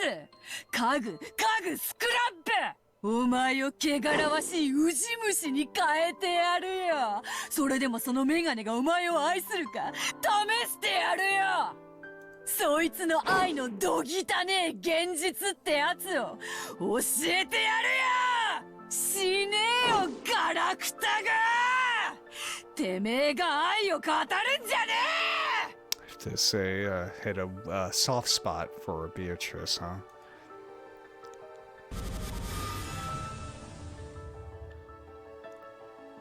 Interesting. Beatrice thinks love is merely just lust. Nothing more. That doesn't mean anything, unless it's sweeping together. Man, good thing I'm playing this episode in, like, February, aka, you know, nearby Valentine's Day. God, how the fuck do I do this shit, man? Anyway, that's interesting. So what did Kinzo do to her, huh? If Beatrice was a human before, she turned into a witch. What did Kinzo do to her? And I think Kinzo's love isn't love, it's lust for Beatrice. The invisible column of light with Shannon at the center started to have bright red ripples drawn all over it at once. The wall did its best to withstand the unseeable malice that tried to corrode in on them from all directions. なんだよそれは。抵抗してるつもりかよ。安っぽいんだよ、薄っぺらいんだよ。お前の綺麗事と同じなんだよ、見せかけだけの薄っぺら。見たくないものをベールで覆って隠してるだけなんだよ。まだわかんないのかよ。だから家具なんだよ、家具。ほらほらほらほらほら、削られてるぜ。カリカリコリコリガリガリゴリゴリ、なんて薄くて情けないんだよ。お前のその薄っぺらな抵抗に比べたら、パルミチャーノレッチアーノの方がまだ削るのに苦労がいるぜ。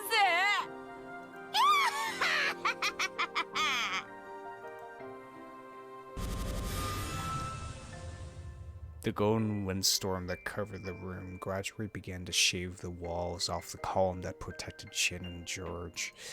The bright red ripples frantically drew a resisting pattern, but that just turned it into a red wall of despair that began to wrap the two of them up.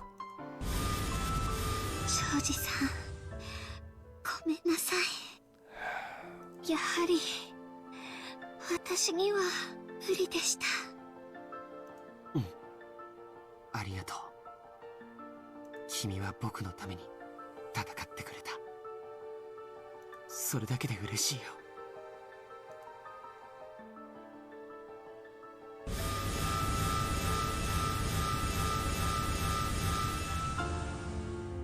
The round wall that once protected them was assaulted and covered with a curve of red ripples that it seemed to scream, and began to suck the two of them up instead. Jesus, let's see.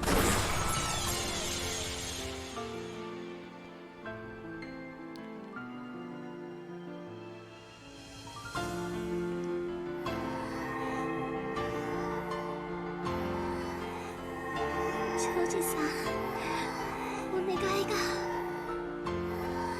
Shannon grasped George's hand behind her, so George hugged her shoulders just as strongly. なんだい。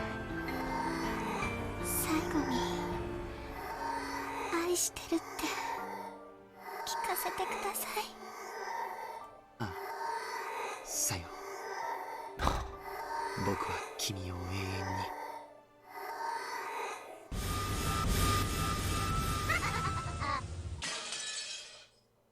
Oh, ho, ho, ho. Oh, you bitch, Beatrice. Oh, you bitch. Bitch.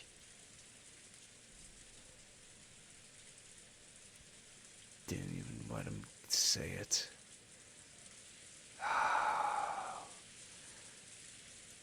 Damn.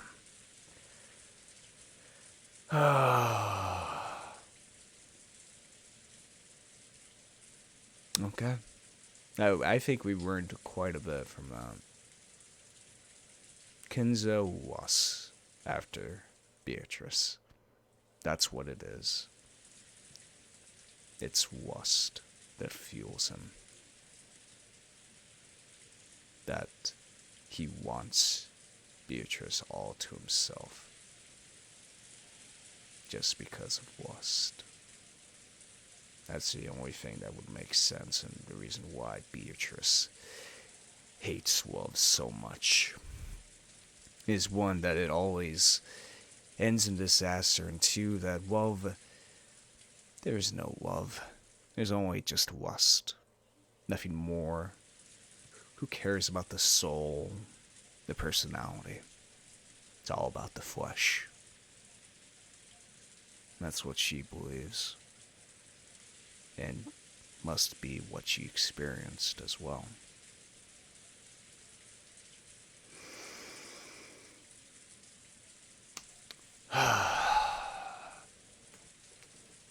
Damn. Damn. Fucking George and Seo.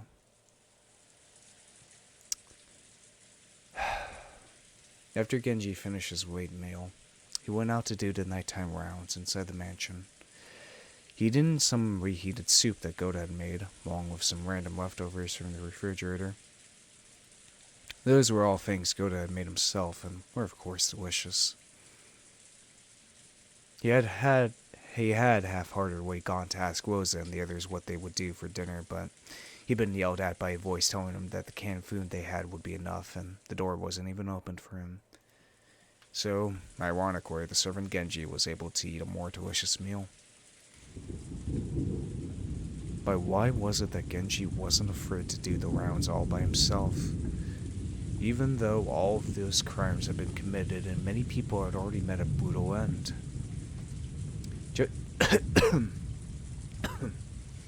Judging by his appearance as he carried out his usual task without a trace of fear, as though everything was normal, you might think of all of the horrible events that day had been no more than a dream or an illusion. Was he taking a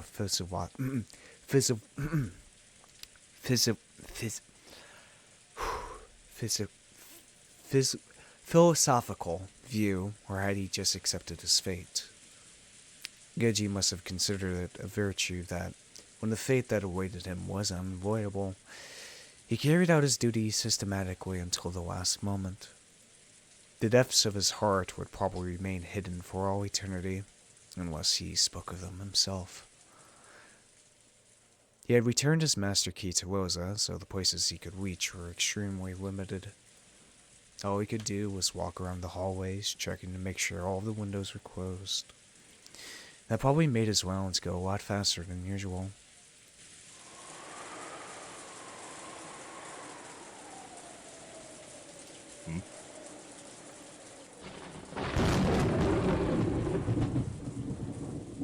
Oh shit. At the sound of a reserved knock, Aunt Rosa, who had been falling into a doze, jumped and woke up, pointing the barrel of the gun at the door as she yelled. I was napping on the sofa, and that voice also brought me back to reality. Rosa-sama, Genji de gozaimasu. Found the bodies of Shannon, Cannon, or maybe Goda. 扉は開けなくて結構よ。そのままで話して。はい。それではこのままで失礼させていただきます。南條先生と熊沢の遺体を見つけました。Oh. なんだって。そう。わかったわ。死体を見ない限り、私は誰も信じない。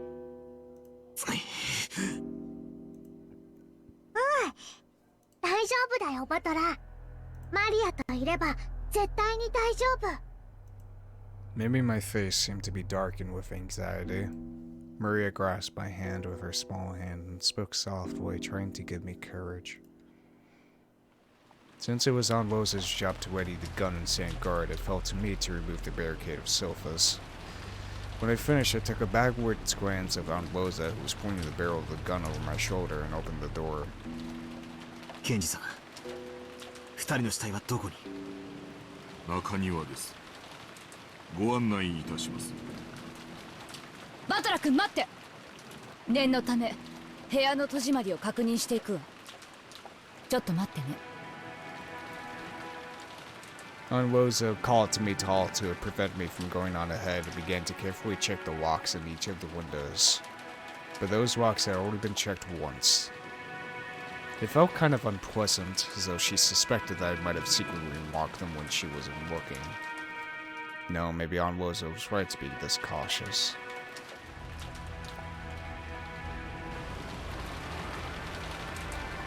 Though it was called a courtyard, it wasn't really a pretty place you could take a walk in, like a rose garden. On the contrary, since it was surrounded by the mansion on all sides, it made you feel a little uncomfortable, as though it was telling you that there would be no escape from this mansion no matter where you tried to run. On the other hand, that meant that even though we could still hear the violent winds, the wind itself was blocked. Genji-san held out an umbrella, but Aunt Rosa ignored him. She was probably hinting that the gun took 2 hands and would be dangerous if she took the umbrella. We didn't need Genji-san pointing for us to notice. Right in the center of the courtyard, we could see where Dr. Nanjo and Kumasawa-san were. Onwoza entered the courtyard without even opening an umbrella. So Genji and I also entered the courtyard without opening one. Only Maria opened hers. マリア、これはあれだな。おお、第7の番と第8の番だね。 Update. Let's see. Oh, here we go. Her corpse, which had gone missing, was later found in the courtyard. At that time, it was found with a weapon shaped like a stake being rammed into the ankle. That finishes the 8th Twilight as well. Which had been gone. At that time, it was found with a weapon shaped like a stake having been rammed into the knee. That finishes up the 7th Twilight. Well then. Alright then. Alright then. なるほど。確かに源氏さんたちが言っていたように2人の首にはひどい傷があるわね。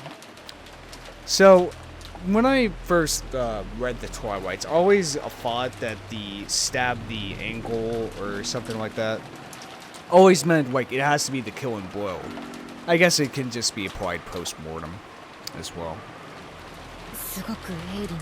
Just as long as the specific limb is, you know, stabbed into with the 7 stakes. まるで日本刀か何かで切ったかのようにすっぱりね。 Those gaping wounds on their necks definitely made me want to avert my eyes. But after seeing that Halloween party in the chapel, even though they looked horrible, they were no longer enough to make me feel sick. More importantly, white gazes fell to their legs, to Dr. Najo's knee, to Kumasawa-san's ankle. Driven to each of them was something like a knife or a stake with a demonic design.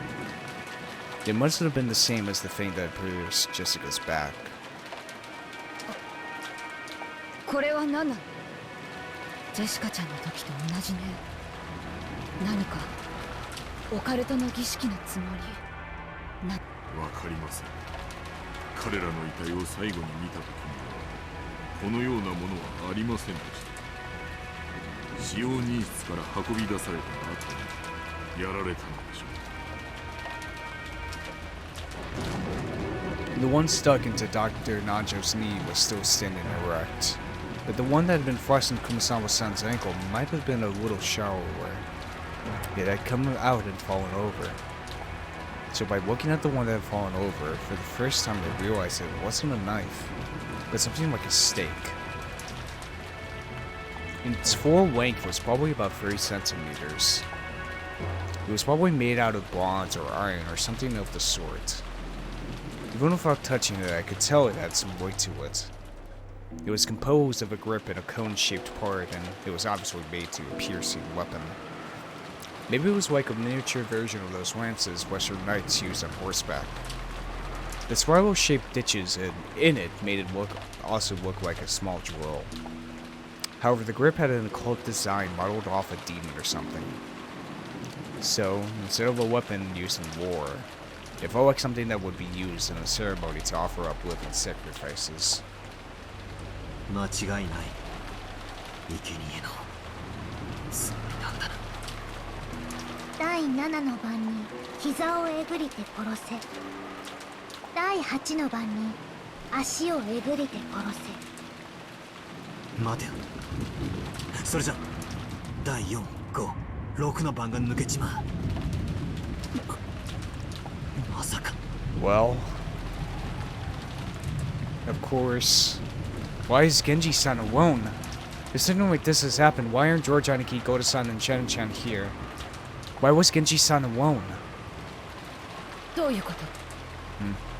So it seems like the whole Twilight thing doesn't have to be in order. At least the whole gouging of, like, the specific body parts.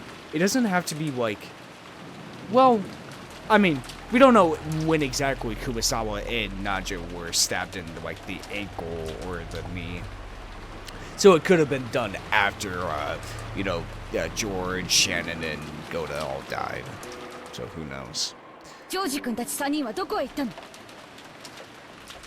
夏日奥様のお部屋を探し物に行きたいと言われました。お出かまだお戻りになりません。なんだって。 Yep. その出かけたってのはいつ頃の話なんだよ。2、3時間前のことだと思います。 Shit. そんな、なんでそんな大事なことをやっちゃなくて、なんで不審に思わなかったんだよ。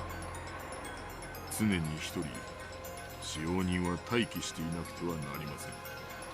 彼らが戻るまで待機しているのが私のお務めでしたもの。 Was Genji-san really this much of a robot? This is bad, this is bad, this is really bad. Dr. Najo and Kumasawa-san were killed like this, which means that 3 people have already been killed. We ran towards Natsuhi's room, with a touch of anxiety and just as much resignation. Before we even saw the inside of Natsuhi's room, we were forced to resign ourselves to a certain fact.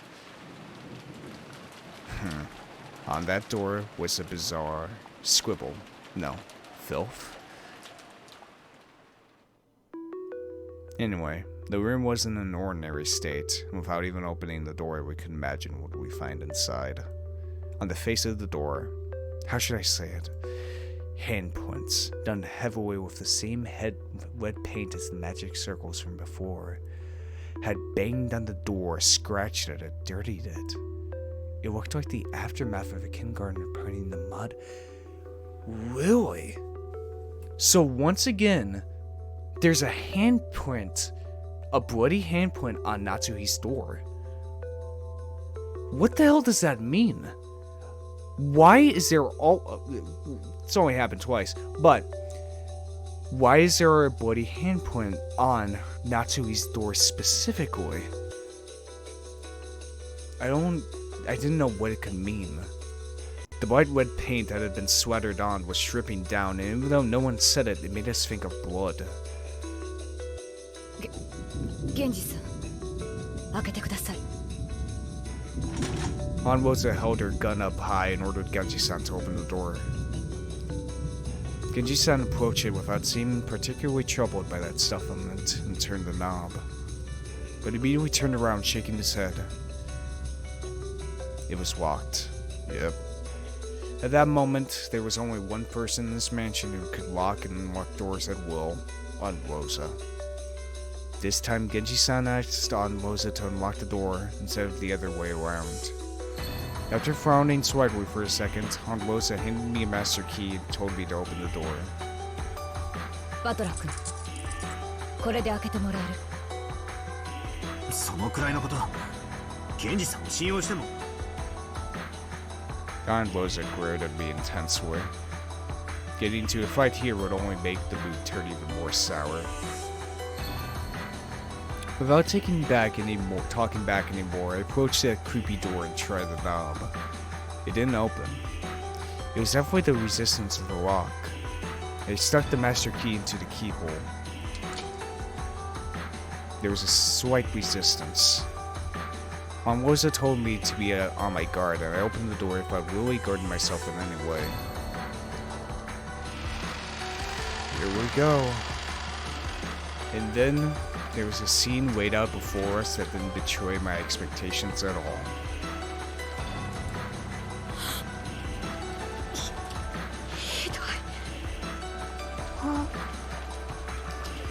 やっぱり第4、5、6の番の再現だったな。 Yep. Let's take a look. Let's see here. Died in Natsuhi's room with his stomach having been pierced by a weapon shaped like a stake. On the 6th Twilight gouged his stomach and kill. It's hard to say, but they might have been the second Twilight. Maybe. Let's see here. with her forehead having been pierced by a weapon shaped like a stake. On the fourth twilight gouged the head and kill, she got to spend her last moments with the man she loved. With his chest having been pierced by a weapon shaped like a stake. On the fifth twilight gouged the chest and kill, the chef's goose was cooked.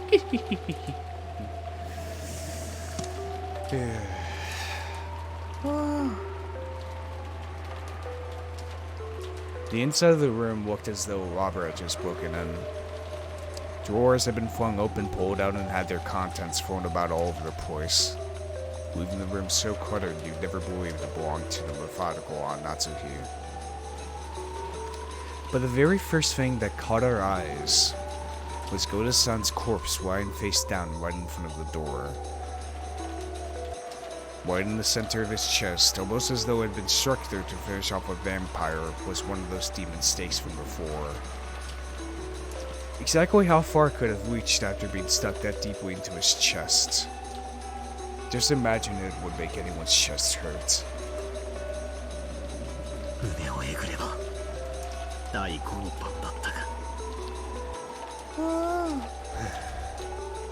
Maria grabbed my hand.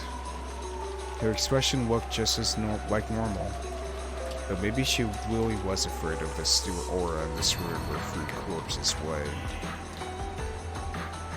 And along the wall furthest into the room, George Aniki lay dead. This time, one of the stakes had been rammed right into the center of his stomach. Wasn't gorging the stomach the sixth twilight? Ooh, Shannon's corpse was face down in front of the dresser, lying in a sea of blood. Had she seen her own face at the end, that horribly broken mirror stained with blood? Because she was lying that way, I couldn't see her face, but I could guess even without seeing it.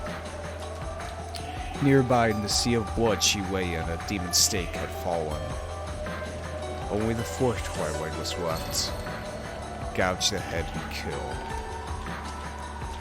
Maybe my heart was totally worn out and dead. Even though I knew it was wrong, I lifted her head and checked. And I confirmed that my guess had been right on the mark. Jeez. There was a gaping hole in Shen-chan's head, and the insides were dripping out. Not only that, but you could even see inside her. After seeing that, I finally realized I was doing something wrong. I immediately averted my eyes, but by now it was probably pointless. こらバトラ君、警察が来るまでそっとしておかないとダメよ。勝手に触ってどういうつもり？せっかくの現場証拠がおかしくなっちゃったらどうするのよ。Rose got violently mad at me and even tugged at the back of my collar. I tottered limply and fell on my butt, gazing dimly up at the ceiling.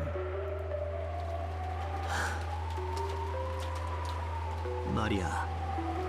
これで第8の番まで終わっちまったな。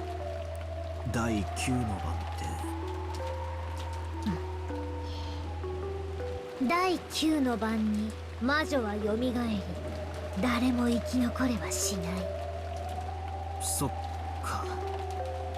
これで黄金の魔女ベアトリーチェは復活するんだな。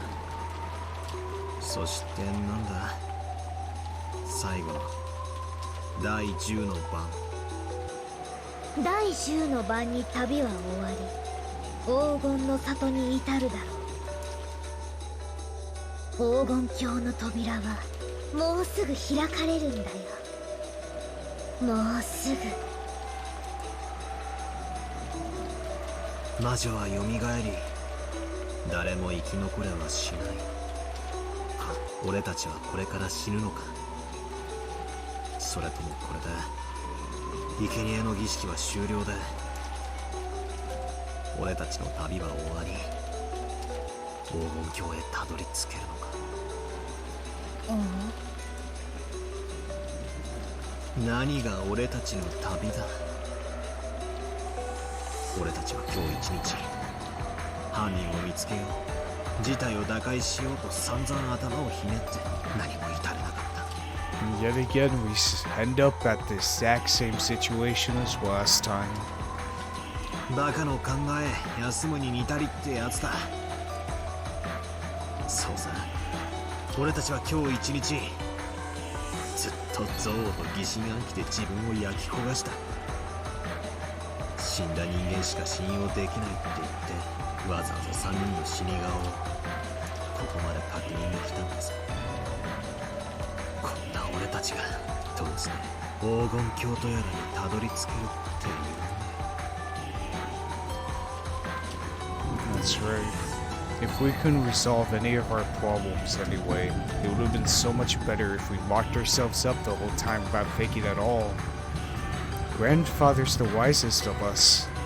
He's been shut up in his room since yesterday without any contact with anyone.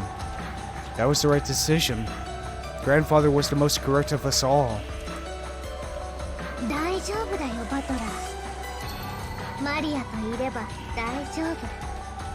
魔女はとても気まぐれで、時に面白半分に人間を殺すかもしれない恐ろしい存在だけれど、でもマリアと一緒にいれば絶対に大丈夫。 How can you be so sure, Maria? だから怯えないで。ありがとな。気休めでも嬉しいぜ。After Rosa finished investigating the corpses, she announced that she'd sealed this room again. Chased the rest of us out, stole her back the master key she lent me, and locked the door again. Apparently, George Aniki had been holding the key to Natsui's room. She also collected the... Wait a sec. She got all of the master keys on her person. If Natsui's own key was locked up inside this room, doesn't that make it another fucking closed room? So what? Is this the fourth closed room?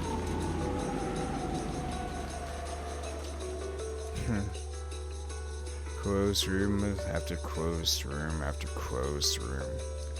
Now that the suspicion surrounding those three had been cleared, we'd return to the parlor once more. I don't have a clue what's going on anymore. If only the dead are innocent and everyone alive is a wolf. It leaves only me, Rosa, Maria, and Genji-san. And besides us, there's only Grandfather and that 19th person, the guess we've seen no choice of, Beatrice. 13 people have died and 6 are left.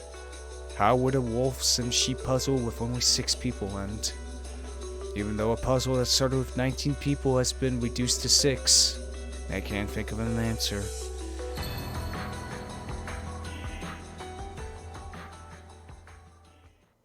What now, indeed? We returned to the parlor. It was a bit worried that while we were gone, a creepy magic circle or something might have been drawn to the parlor door, but thankfully we didn't find anything like that. ありがとう、源氏さん。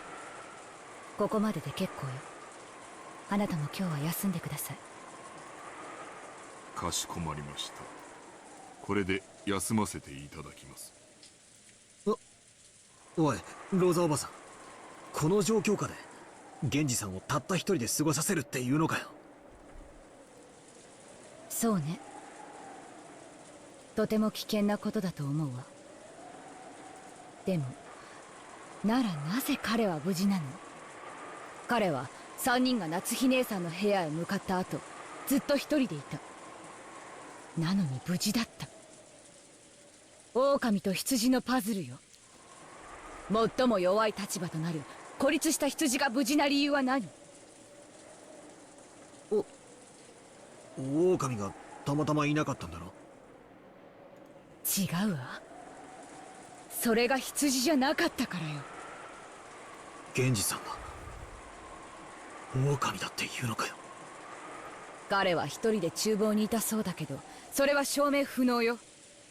南條先生たちの死体を運んだり、ジョージ君たちを殺したりできたのは彼かベアトリーチェだけなのよ。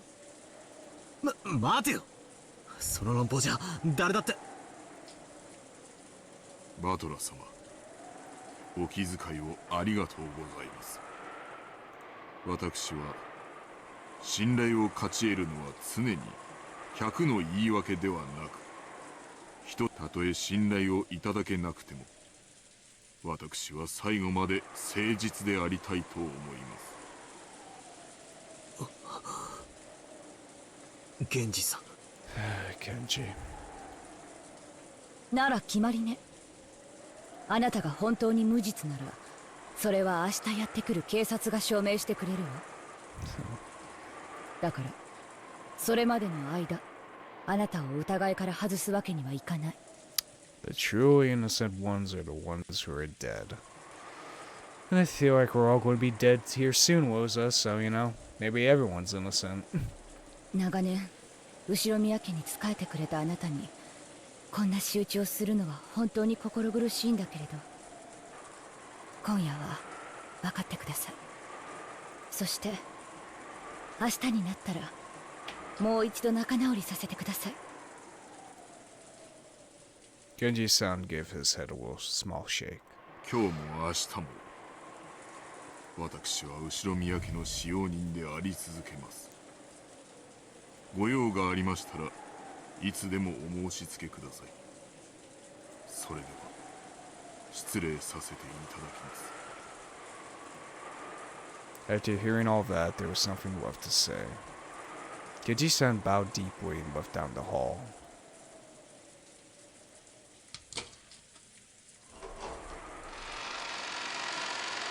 Then we entered the room. Even though Anwoza still held all of the master keys herself, she thoroughly checked the inside of the parlor again.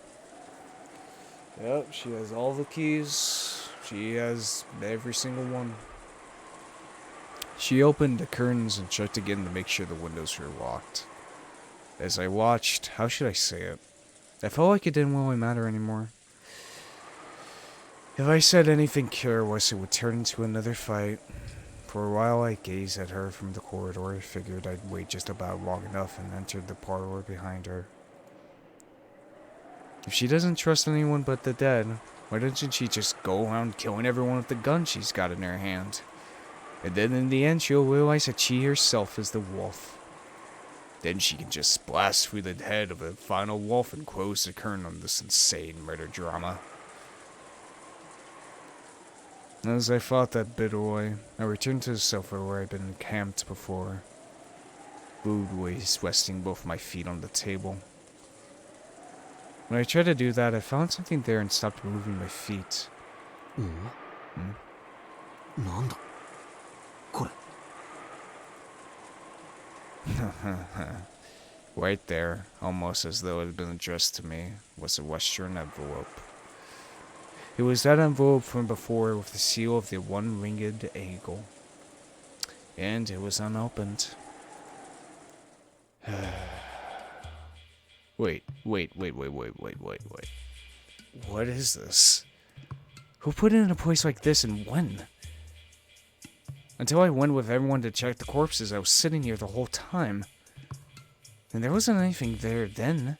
And when I returned, it was here. 大丈夫。戸締まりに問題はないわ。この部屋は安全よ。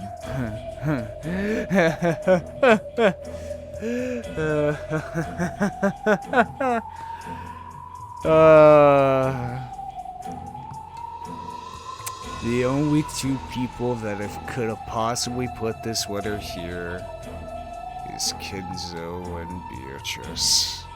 I heard Rosa muttering that. Wait.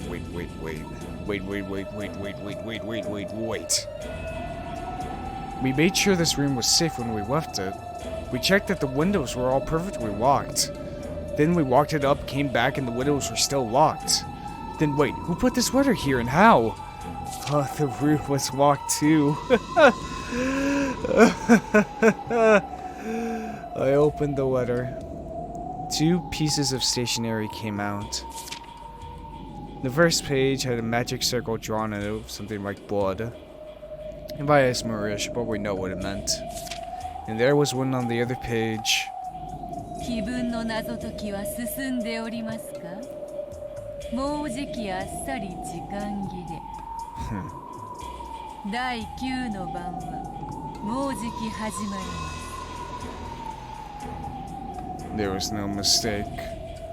It was a letter from Beatrice.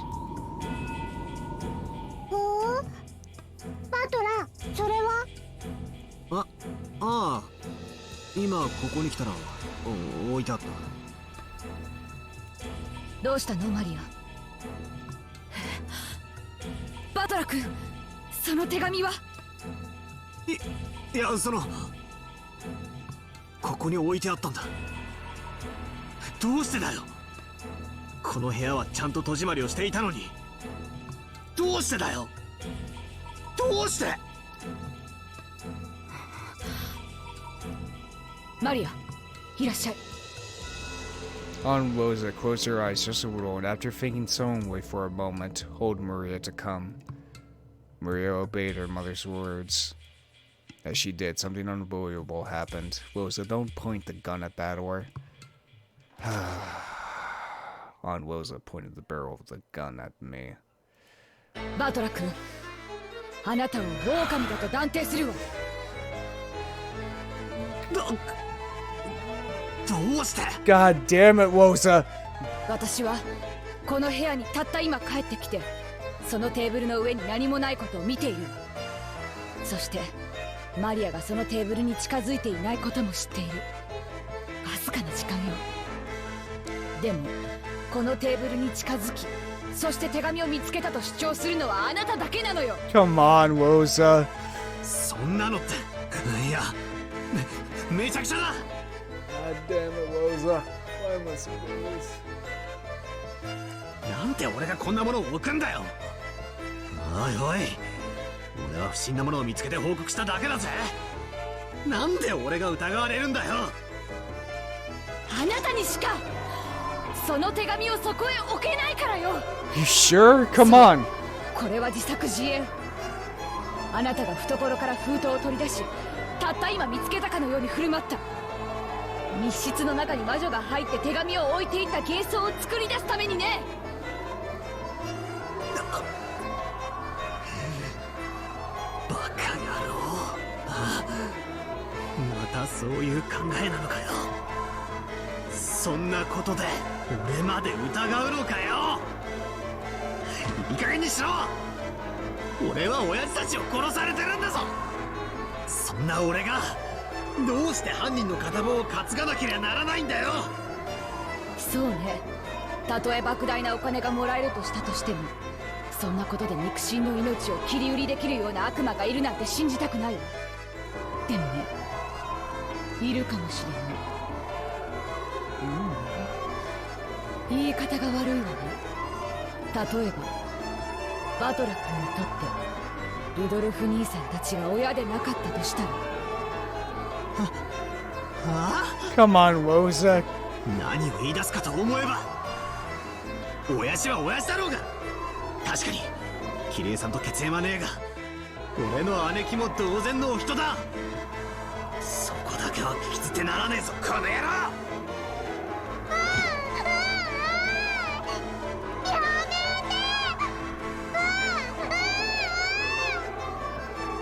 言うのをやめなさい。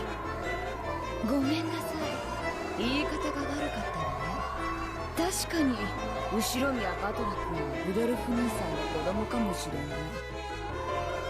い。でもあなた本当にルドルフ兄さんの息子のバトラ君なの？何をわけのわかんねえこと。俺がバトラじゃねえんなら誰に見えるってんだよ。ルドルフ兄さんも含めて私たちは6年ぶりにあなたに再会しているわ。あなたが本当に後ろ宮バトラかなんて誰も証明できないのよ。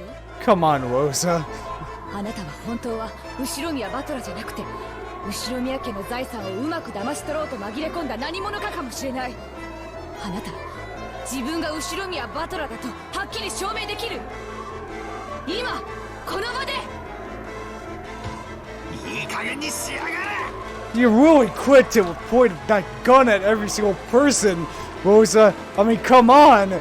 Like, don't you have some type of, like, don't know, intuition? 俺は俺だ。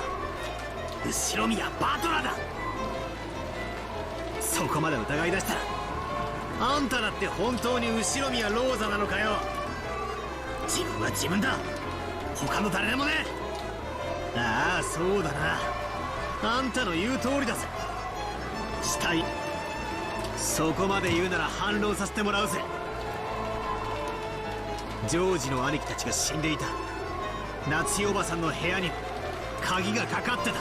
Yeah, and the only ones who had the key was you, Rosa, so somehow you did 部 it. 屋の鍵はジョージの兄貴が持っていたんだろう。そしてマスターキーを持ってるのは今やローザおばさんだけだぞ。あの部屋に施錠できたのはあんただけじゃねえかよ。俺の推理じゃこうだ。あんたは真犯人と通じ合っていて、俺たちの目を盗み5つのマスターキーのうちの1つをこっそり貸し出したんだ。そんなことしないわよ。 Oh yeah, prove it. ほらここに5つあるわよ。そんなの当てになるもんか。あらかじめ取り決めた場所に置かせて回収したかもしれねえじゃねえかよ。それにマスターキーが5個かどうかは疑わしいと言ってたのはあんただぜ。じゃああなたはその封筒をあなた以外の誰がどうやってそこに置いたというのよ。それが証明できない限りあなたが狼なのよ。 Woo, fucking. うるせえ。 God damn it. ならあんたこそ証明しろよ。犯人はどうやってジョージの兄貴たちをあの密室で殺したと言うんだよ。どうやって施錠したと言うんだよ。まったくにもってその通り。夏日の部屋も全く同じだぞ、いつもの通 Yeah. り。扉も窓も内側から施錠されていた。 Uh-huh. いかなるイカ様も細工もなく、そして隠された通行手段もなければ隠れる場所もない。 Yep. 夏日自身の鍵はジョージのポケットに入って室内に閉じ込められていた。 Yep. あとは5本のマスターキーしかないが、それは全てローザが持っている。 Yep. ついでに言おう、その客間も同じよ。本来の客間の鍵は使用人室に封印されている。だからマスターキー以外では解錠不能。部屋の密室定義もいつもに同じよ。おいおい、容疑者はもう一人しかいねえぜ。それでもまだかまととぶんのかよ、後ろ宮バトラー。うるせえ。てめえも黙ってろ。 Over here, shut up. 黙るのはあなたの方でしょ。あなた以外にどうやってその手紙を置けたというの。それが証明できない限りあなたは狼なのよ。俺が疑えるってんならあんただって疑えるぜ。あんたこそ証明してみろ。最初に部屋に入って戸締まりの確認だのを始めたのはローザおばさんじゃねえかよ。そして That is true. 俺の座っていた場所に再び俺が戻るだろうことを見越し手紙をそっと置いたんだ。これはあんたの罠だって疑うこともできるんだぜ。どうして私がそんな罠を。私が狼ならこの銃で問答無用で撃ってるわよ。そんなのじゃ理由にならねえな。マリアの目の前で殺人ができねえからうまく罠にかけようって回りくどいことしてるかもしれねえじゃねえか。マスターキーは全てあんたの手にある。ならここもさっきも全部あんたの仕業じゃねえかよ。言い逃れできるってんなら言い訳を聞かせてみろよ。そうさ、ローザおばさんは最初から怪しいんだよ。なんで親族会議の大人たちが6人殺されたのになんでローザおばさんだけがあの礼拝堂にいなかったんだ。一つしか理由がねえよ。ローザおばさんが親父たちをあそこに招いて殺したんだ。くそくそ、それで全部説明がつくじゃねえかよ。ふざけんじゃねえ、ふざけんじゃねえ。わけのわかんねえことを言うんじゃねえ。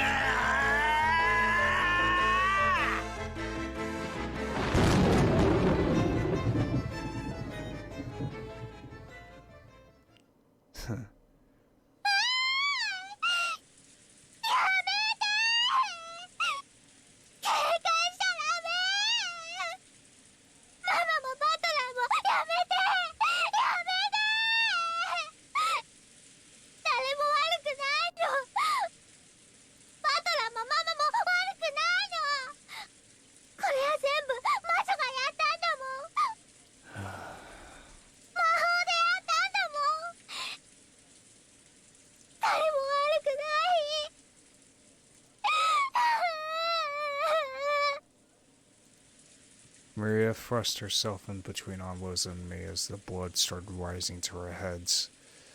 I was taken aback by Maria's crying voice and returned to my senses.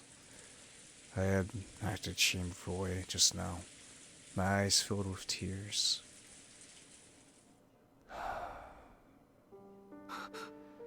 そうなんだよ。全部魔女のせいだったんじゃないかよ。I can't. Fuck. It's all pointing to a witch. It's all pointing to her. It's all of it. It's all pointing to her. Because once again, another walked room. All of the master keys were on Rosa. It was on her.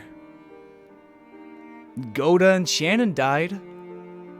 You know, the people I suspected at the beginning of this episode, they're both dead now. So maybe it was... there's only 5. We know that for a fact. So it's not like Genji opened up the door and killed all of them. With stakes or whatever. God damn it. It's all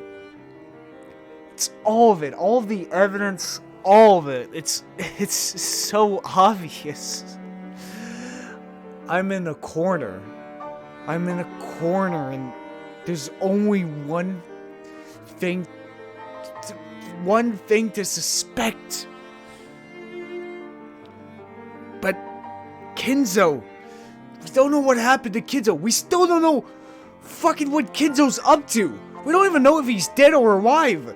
He's still a factor in this. Somehow, I don't know. 鍵がどうこうとかトリックだのアリバイだの全部バカらしかったんだ。魔女の仕業なのに俺たちは同じ人間同士を信じ合うこともできなくてなあ、ローザおばさん、人間の犯人なんて最初からいなかったんだ。だからローザおばさんが犯人のわけがないし、俺やマリアだって、そしてゲンジさんだって他のみんなだって犯人のわけがないんだ。どうしてこんなことに。俺はどうして大好きだったローザおばさんとこんなことの隣り合いをしてるんだよ。優しくって大好きだったおばさんとどうしてこんな罵り合いをしてるんだよ。なんでみんなで疑い合わなくちゃならねえんだよ。おばさんを疑ってなんかいないんだ。誰も疑ってなんかないんだ。全部魔女の仕業だったんだ。ベアトリーチェの仕業だったんだ。全部ベアトリーチェが魔法で行った事件だったんだ。ベアトリーチェ、頼むからここに現れてくれよ。そして自分が全てやったと俺たちに告白してくれよ。もうごめんだ。こんな疑り合いはごめんなんだ。だから俺たちを許してくれ。解放してくれ。互いの死を見届け合うまで疑り合わなきゃならない地獄から解放してくれ。俺に優しい親戚たちを、いとこたちを返してくれよ。もう嫌だ、全部嫌だ。お前は確かに実在する。姿を見せてくれよ。ベアトリーチェ、ベアトリーチェ。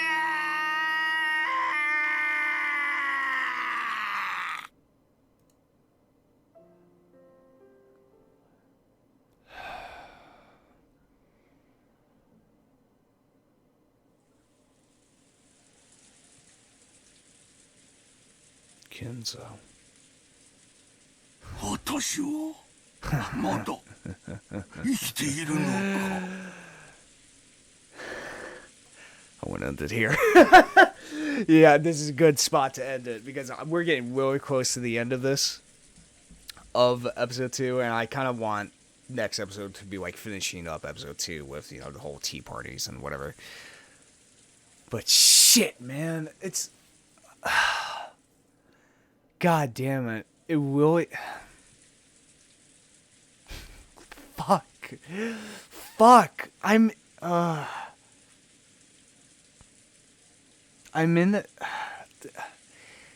in a situation where all the evidence, especially with the fucking Natsui room, Rosa had all 5 master keys on her. Natsui's room key was inside of it as well.